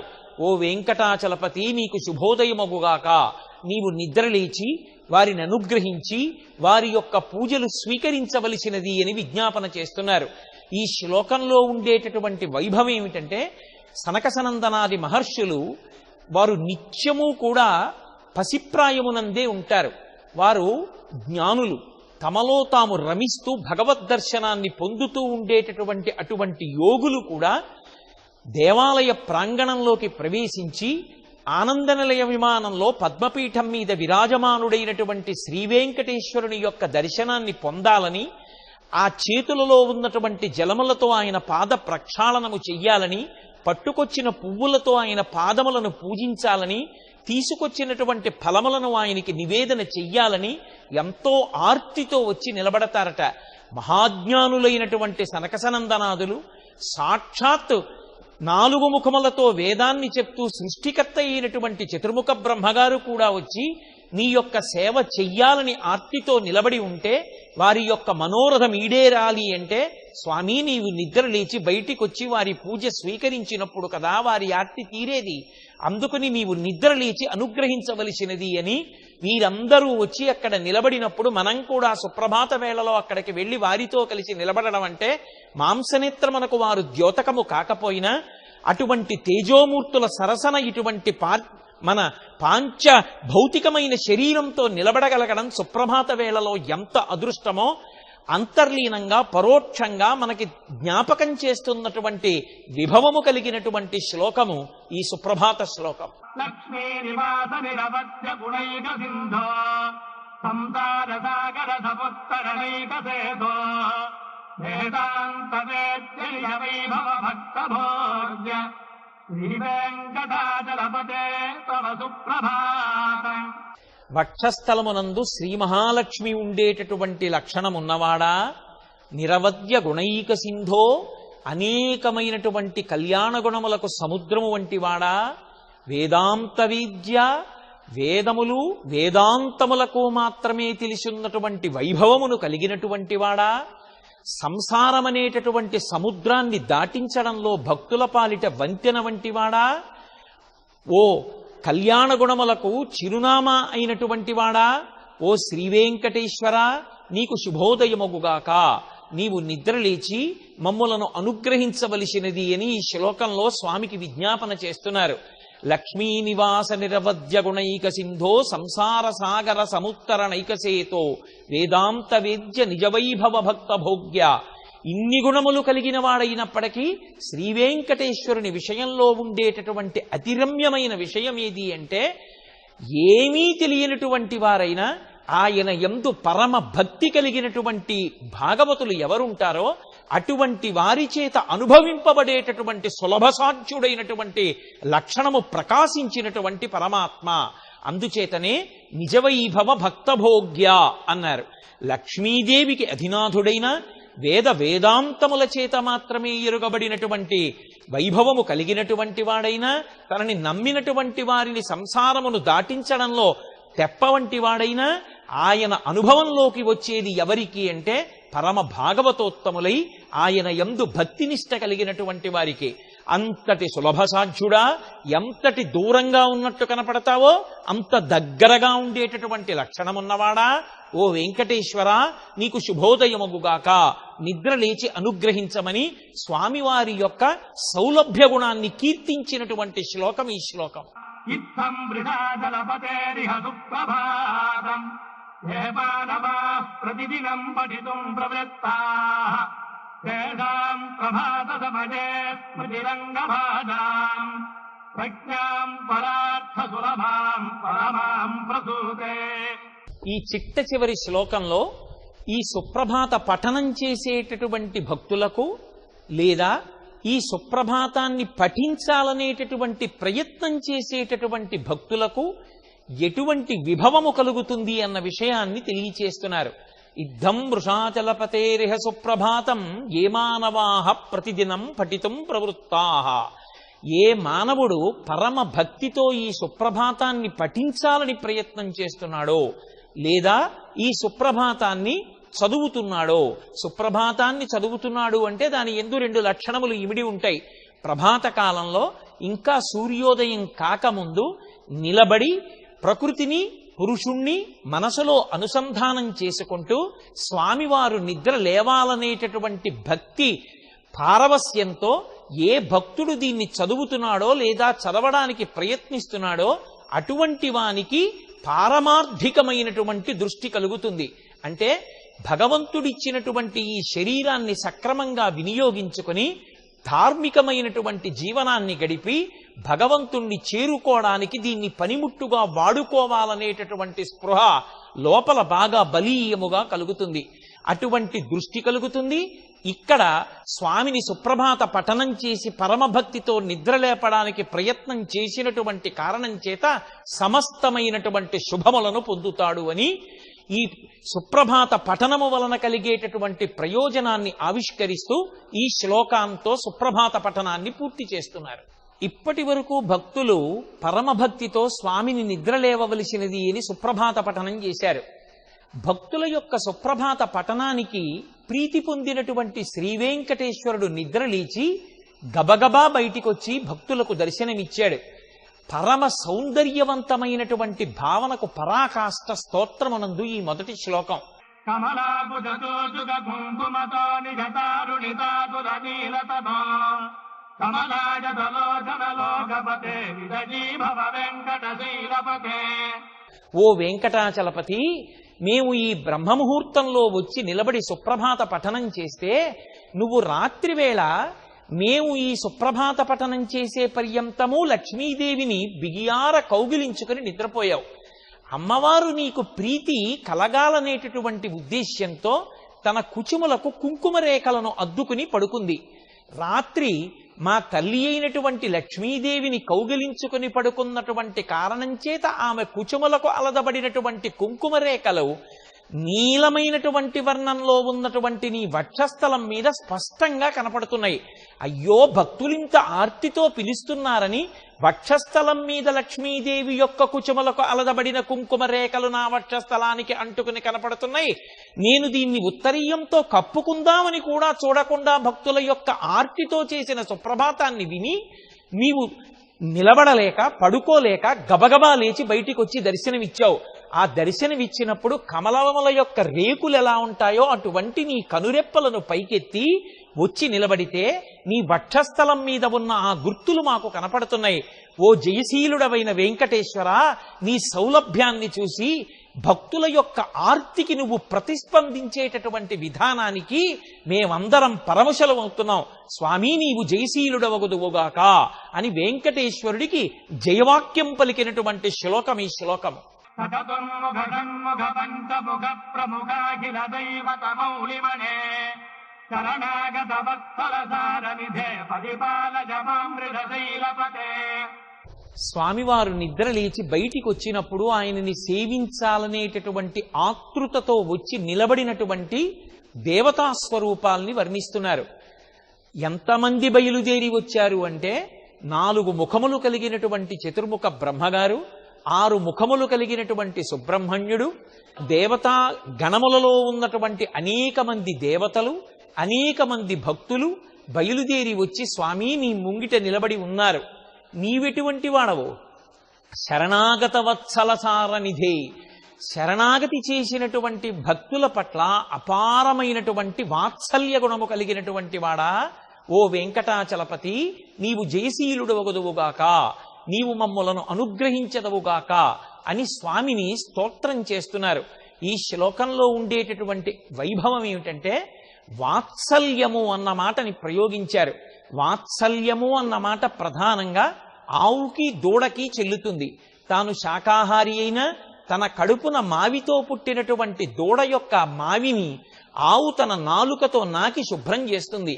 అలాగే ఎన్ని పాపములు చేసిన వాడైనా, జీవితంలో తరించడానికి అవకాశము లేనివాడైనా శ్రీవేంకటేశ్వరుడు తప్ప నాకు వేరొక దిక్కు లేరని తన బలహీనతలు ఆయనతో చెప్పి నీవే జోక్యం చేసుకుని మమ్మల్ని అనుగ్రహించాలని శరణాగత చేసినటువంటి భక్తుల పాలిట ఆయన పరమకారుణ్యమూర్తి. వారిని అనుగ్రహించడంలో తండ్రి నీకు నీవే సాటి.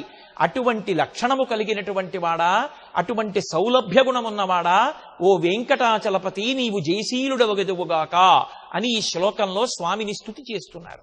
అతివేళ తజాతవదుర్విధైరనుమేళ కృతైరపరాధగతైః భరితం భరితం వృషశైలపదే పరజా కృపజా పరిపాహి హతే. పరమభక్తుడిగా వెళ్లి వెంకటేశ్వరుని మ్రోల నిలబడాలి అని అనుకున్నా కూడా తాను చేసినటువంటి దోషములు ఎటువంటివో స్వామితో ఎక్కడా కాపట్యము లేకుండా ఆవిష్కరిస్తున్నటువంటి స్థితిని చూపిస్తున్నారు. స్వామి, నేను నియమము తప్పినవాడను. నువ్వు వేదంలో ఎలా ప్రవర్తించాలని శాసనం చేశావో అలా ప్రవర్తించని వాడను. ఎన్నో అపరాధములను చేసినటువంటి వాడను. ఇన్ని అపరాధములు చేసినటువంటి వాడను నేనైతే వేదాంత దేశికులు చెప్పినట్టు అపరాధ చక్రవర్తిని. నేను నీ మ్రోలకు వచ్చి నిలబడి ఉన్నాను. కానీ నీవు అపారమైనటువంటి దయాగుణము కలిగినటువంటి వాడవు. కాబట్టి నా యొక్క దోషములనన్నిటినీ కూడా నీవు క్షమించి నీవు నీ అమృతహస్తంతో నా చేయి పట్టి నన్ను స్వీకరించి నన్ను కృతార్థుణ్ణి చెయ్యవలసింది అని ప్రార్థన చేస్తున్నారు. నీ చేత అనుగ్రహింపబడడానికి నాకు ఈ యోగ్యత ఉన్నది అని చెప్పకుండా స్వామి ఏ యోగ్యత లేనివాడను, అన్నీ అపరాధములే చేసినవాడను, కానీ నేను నీ అనుగ్రహాన్ని పొందడానికి ఉన్న ఒకే ఒక్క సాధనము నీ కారుణ్యము తప్ప వేరొకటి కాదు అని చెప్పడంలో పరమభక్తుడైనటువంటి వాడు భగవంతుని ప్రార్థన చేసేటప్పుడు అర్హతని చూపించకుండా ఆయన దయాగుణమే ఆయనని పొందడానికి తనకి అర్హత అని చెప్పడంలో వినయము ఆవిష్కృతమవుతోంది. అంత గొప్ప వినయంతో కూడుకున్నటువంటి భక్తుని మర్యాదతో కూడిన ప్రవర్తనని ఆవిష్కరించిన శ్లోకము ఈ స్తుతి శ్లోకము.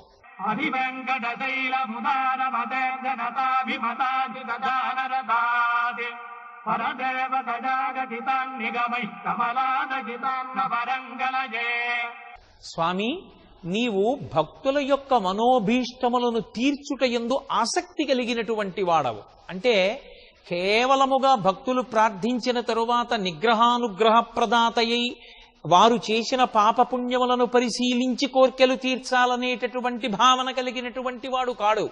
నేను తప్ప వారికి ఎవరున్నారు? ఆర్తో జిజ్ఞాసురర్థార్థి జ్ఞానీచ భరతర్షభ అని గీతలో నేనే కదా చెప్పాను. వారికి నేను తప్ప దిక్కెవరు? కాబట్టి వారు నా దగ్గరికి వచ్చి అడిగితే ఇవ్వడానికి సిద్ధంగా ఉండాలనేటటువంటి సహజమైన స్వభావము కలిగినటువంటి వాడా, ఆ కోర్కెలు తీరడానికి యథార్థమైనటువంటి ఆధార స్వరూపుడా, వేదములయందు పరదేవతా స్వరూపముగా వర్ణింపబడినటువంటి వాడా, శ్రీ మహాలక్ష్మికి భర్త అయిన వాడా, నీకు శుభోదయమై నీవు జయశీలుడవై మమ్ములను అనుగ్రహించదవుగాక అని స్వామి యొక్క గుణవైభవాన్ని ఈ శ్లోకంలో స్తోత్రం చేస్తున్నారు. ఎందుచేత అంటే ఒక కోర్కెని కోరిన తరువాత ఈ కోర్కె తీర్చడానికి వీడికి వెనక ఏదైనా పుణ్యబలం ఉన్నదా, ఆ పుణ్యబలాన్ని బట్టి నేను వీడికి ఇవ్వచ్చా అని ఆలోచించడం ఒకెత్తు. అలా కాకుండా వీడు నా దగ్గరికి వచ్చి ప్రార్థించాలనేటటువంటి కోరిక పుట్టడమే చాలు, నేను తప్ప ఎవరిస్తారు వీడికని 4 రకాలైనటువంటి భక్తులు నన్నే ఆశ్రయిస్తారు. ఆర్తి కలిగిన వాడు జిజ్ఞాసువు అర్థార్థి జ్ఞాని నా పాదములే పట్టుకుంటాడు, నేనే అనుగ్రహించాలని భక్తుల యొక్క కామితములను తీర్చుటయందు విశేషమైనటువంటి అనురక్తి తన సహజ స్వభావముగా కలిగినటువంటి పరమ కారుణ్యమూర్తి శ్రీవేంకటేశ్వరుడని ఈ శ్లోకంలో ఆయన యొక్క స్వభావాన్ని కీర్తిస్తున్నారు.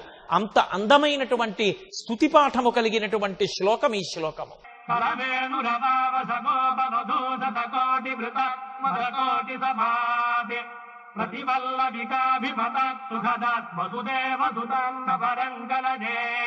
ఈ శ్రీ వెంకటేశ్వరుడే కృష్ణావతారంలో ఉన్నప్పుడు ఆయన వేణునాదం చేస్తే ఆ వేణునాదం చేత ఆకర్షింపబడినటువంటి సహస్రాధికమైనటువంటి గోపకాంతలు ఆయన చుట్టూ పరివేష్టించి ఉండగా రాసలీల చేసినప్పుడు గోపికకి మధ్యన స్వామి సహస్రకోటి మన్మధుల కాంతులను వెదజల్లుతూ వారితో క్రీడిస్తున్నప్పుడు ప్రతి గోపిక యొక్క కోర్కెని తీర్చినటువంటి వాడా, ఓ శ్రీవేంకటేశ్వర, అపారమైనటువంటి దయ కలిగినటువంటి వాడా, నీ యొక్క రాసలీలా వైభవాన్ని మేము జ్ఞాపకం చేసుకుంటున్నాం. స్వామి జయశీలుడవై మమ్ము అనుగ్రహించదవుగాక అని ఈ శ్లోకంలో పిలుస్తున్నారు. ఈ శ్లోకంలో ఆంతరముగా ఉన్నటువంటి వైభవం ఏమి అంటే, రాసలీల అనేటటువంటిది కేవలముగా కామముతో గోపికలు కృష్ణుని ఆశ్రయించినటువంటి కథావస్తువుతో కూడినది కాదు. రాసలీల బ్రహ్మమును అనుభవించుట అనేటటువంటి ప్రక్రియకి సంబంధించినది. ఆ గోపకాంతలందరూ కూడా సహస్రాధికమైన గోపకాంతలున్నా కూడా అంగనామంగనాం అంతరే మాధవం అంటాడు లీలాశకుడు. ప్రతి గోపికకి మధ్యలో కృష్ణుడు, కృష్ణుడికి మధ్యలో గోపిక. అంటే భగవంతుణ్ణి అనుభవించాలనేటటువంటి కోరిక ఉండి అపారమైనటువంటి భక్తితో కూడిన కర్మాచరణ చేసినటువంటి భాగవతోత్తముల యొక్క భక్తి పట్ల ప్రసన్నుడైనటువంటి పరమాత్మ వారికి ఇచ్చినటువంటి జ్ఞానము వలన వాళ్ళు రాసలీల అనుభవించినప్పుడు ఎవరికి వారే ఎంతమంది అయినా అక్కడికి అప్పుడే ఏ సమయంలోనైనా భగవంతుని యొక్క గుణ వైభవాన్ని ఆయన యొక్క అనుభవాన్ని పొంది తరించినటువంటి రాసలీలా ఘట్టాన్ని మనసులో ఒక్కసారి స్మరణకి తెచ్చుకుని ఇంతమందిని అనుగ్రహించగలిగినటువంటి వాడివి, బ్రహ్మానందం ఇవ్వగలిగినటువంటి వాడివి, మోక్షకారకుడవు అని శ్రీకృష్ణ పరమాత్మని కోటి మన్మధుల కాంతితో ఆయన నిలబడగలిగినటువంటి ఆ వైనాన్ని శ్రీమద్భాగవతంలోని దశమ స్కంధంలో పతాక స్థాయిలో ఉండేటటువంటి రాసలీలా ఘట్టాన్ని జ్ఞాపకం చేసుకుని వసుదేవతనయుడవైనటువంటి ఓ శ్రీకృష్ణ పరమాత్మ, నీవే శ్రీవేంకటేశ్వరుడు, మమ్ము కూడా అనుగ్రహించు అని భక్తి పండినటువంటి భాగవతోత్తములు చేసినటువంటి స్తుతి పాఠమే ఈ శ్లోకము. అభిరామ గుణాకర దాసరథే జగదేక ధనుద్ధర ధీరమతే రఘునాయక రామ రమేశ విభో మదదో భవదేవ దయాజలధే. శ్రీవేంకటేశ్వరుడికి రామచంద్ర ప్రభువుకి అభేదాన్ని పాటిస్తూ శ్రీరామచంద్రుడిగా స్తోత్రం చేస్తున్నారు. అభిరామ గుణాకర దాశరథే జగదేకధనుద్ధర ధీరమతే అని పిలుస్తున్నారు. ఓ రామచంద్ర ప్రభో, నువ్వు దాశరథివి. నువ్వు జగత్తులోకంతటికీ కూడా శ్రేష్టమైనటువంటి ధనస్సుని చేత ధరించి శత్రువులను మట్టుపెట్టినటువంటి వాడివి, మనోహరమైనటువంటి శరీరమును కలిగినటువంటి వాడివి, భక్తుల పాలిట కల్పవృక్షము వంటి వాడివి. అటువంటి రామచంద్ర ప్రభో, నీకు శ్రీవేంకటేశ్వరునికి అభేదం. రామచంద్రమూర్తి స్వరూపుడవైనవు వెంకటేశ్వర, నీవు మమ్ము అనుగ్రహించదవుగాక అని స్తోత్రం చేస్తున్నారు. ఇందులో పిలవడంలో చమత్కారం ఏమంటే, రామచంద్రమూర్తిని ఏ పేర్లతో సంబోధిస్తే ఆయన ఎక్కువ సంతోషిస్తాడో అటువంటి పేర్లతో ఆయన్ని పిలిచారు. రామచంద్రమూర్తికి దాశరథి అన్న పేరంటే చాలా ఇష్టం. కోరి కోరి నరుడుగా ఈ లోకంలో జన్మించి కేవలం నరుడిగా జీవించి ఒక నరుడు ధర్మానుష్ఠానం చేత ఎంత గొప్ప స్థాయిని పొందగలడో లోకానికి నిరూపించినటువంటి అవతారం శ్రీరామావతారం. అందుకే దశరథ మహారాజు గారి యొక్క కుమారుడా దశరథే అని పిలిస్తే రాముడు పరవశించిపోతాడు. ఆయన చేతిలో ఉండేటటువంటి కోదండ వైభవం అలా ఉంటుంది. అందుకే మిగిలిన ఏ మూర్తికి లేని పేరు ఒక్క రామచంద్రమూర్తికే ఉంది. కోదండరాముడు అని పిలుస్తారు. ఆయన అన్ని వేళలా చేతిలో కోదండాన్ని పట్టుకుని ఉంటాడు. ఆ కోదండాన్ని పట్టుకుని ఉన్నాడా ఆయన యొక్క భక్తులకు శ్రీరామ రక్ష. ఆ భక్తులను చెనకడానికి ప్రయత్నించే వారి పాలిట ప్రళయాగ్ని ఎలా ఉంటుందో అలా ఆయన వారిని దహిస్తాడు. రెండు రక్షణములు ఏకకాలమునందు ప్రకాశించేటటువంటి స్వరూపమున్నవాడా రామచంద్ర ప్రభో, అపారమైనటువంటి దయకు ఆలవాలమైనటువంటి వాడా, నీ పాదములను పట్టినటువంటి వారిని రక్షించడంలో తిరుగులేని శక్తి కలిగినటువంటి వాడా. అటువంటి రాముడు వెంకటేశ్వరుడు అభేదం కనుక ఆ రాముని యొక్క లక్షణములన్నీ వెంకటేశ్వర నీ యందు ప్రకాశిస్తున్నాయి. అన్ని లక్షణములు కలిగినటువంటి వాడివి మమ్మల్ని ఉద్ధరించడానికే ఆ గుణములు కనుక తండ్రి, ఎక్కడో కింద పడిపోయి ఉన్న మమ్ములను పైకి లేపి ఉద్ధరించి కటాక్షించవలసినది అని రామచంద్రమూర్తిగా గుణగానం చేసినటువంటి స్తుతిపాఠము కలిగినటువంటి శ్లోకం ఈ శ్లోకము.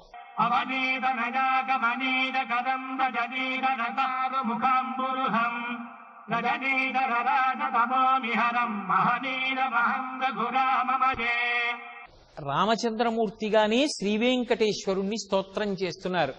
అవనీతనయ అంటే భూమికి పుట్టినటువంటి తల్లి సీతమ్మ. ఆ సీతమ్మ యొక్క కోర్కెలు తీర్చేటటువంటి చేతులు కలిగినటువంటి వాడా.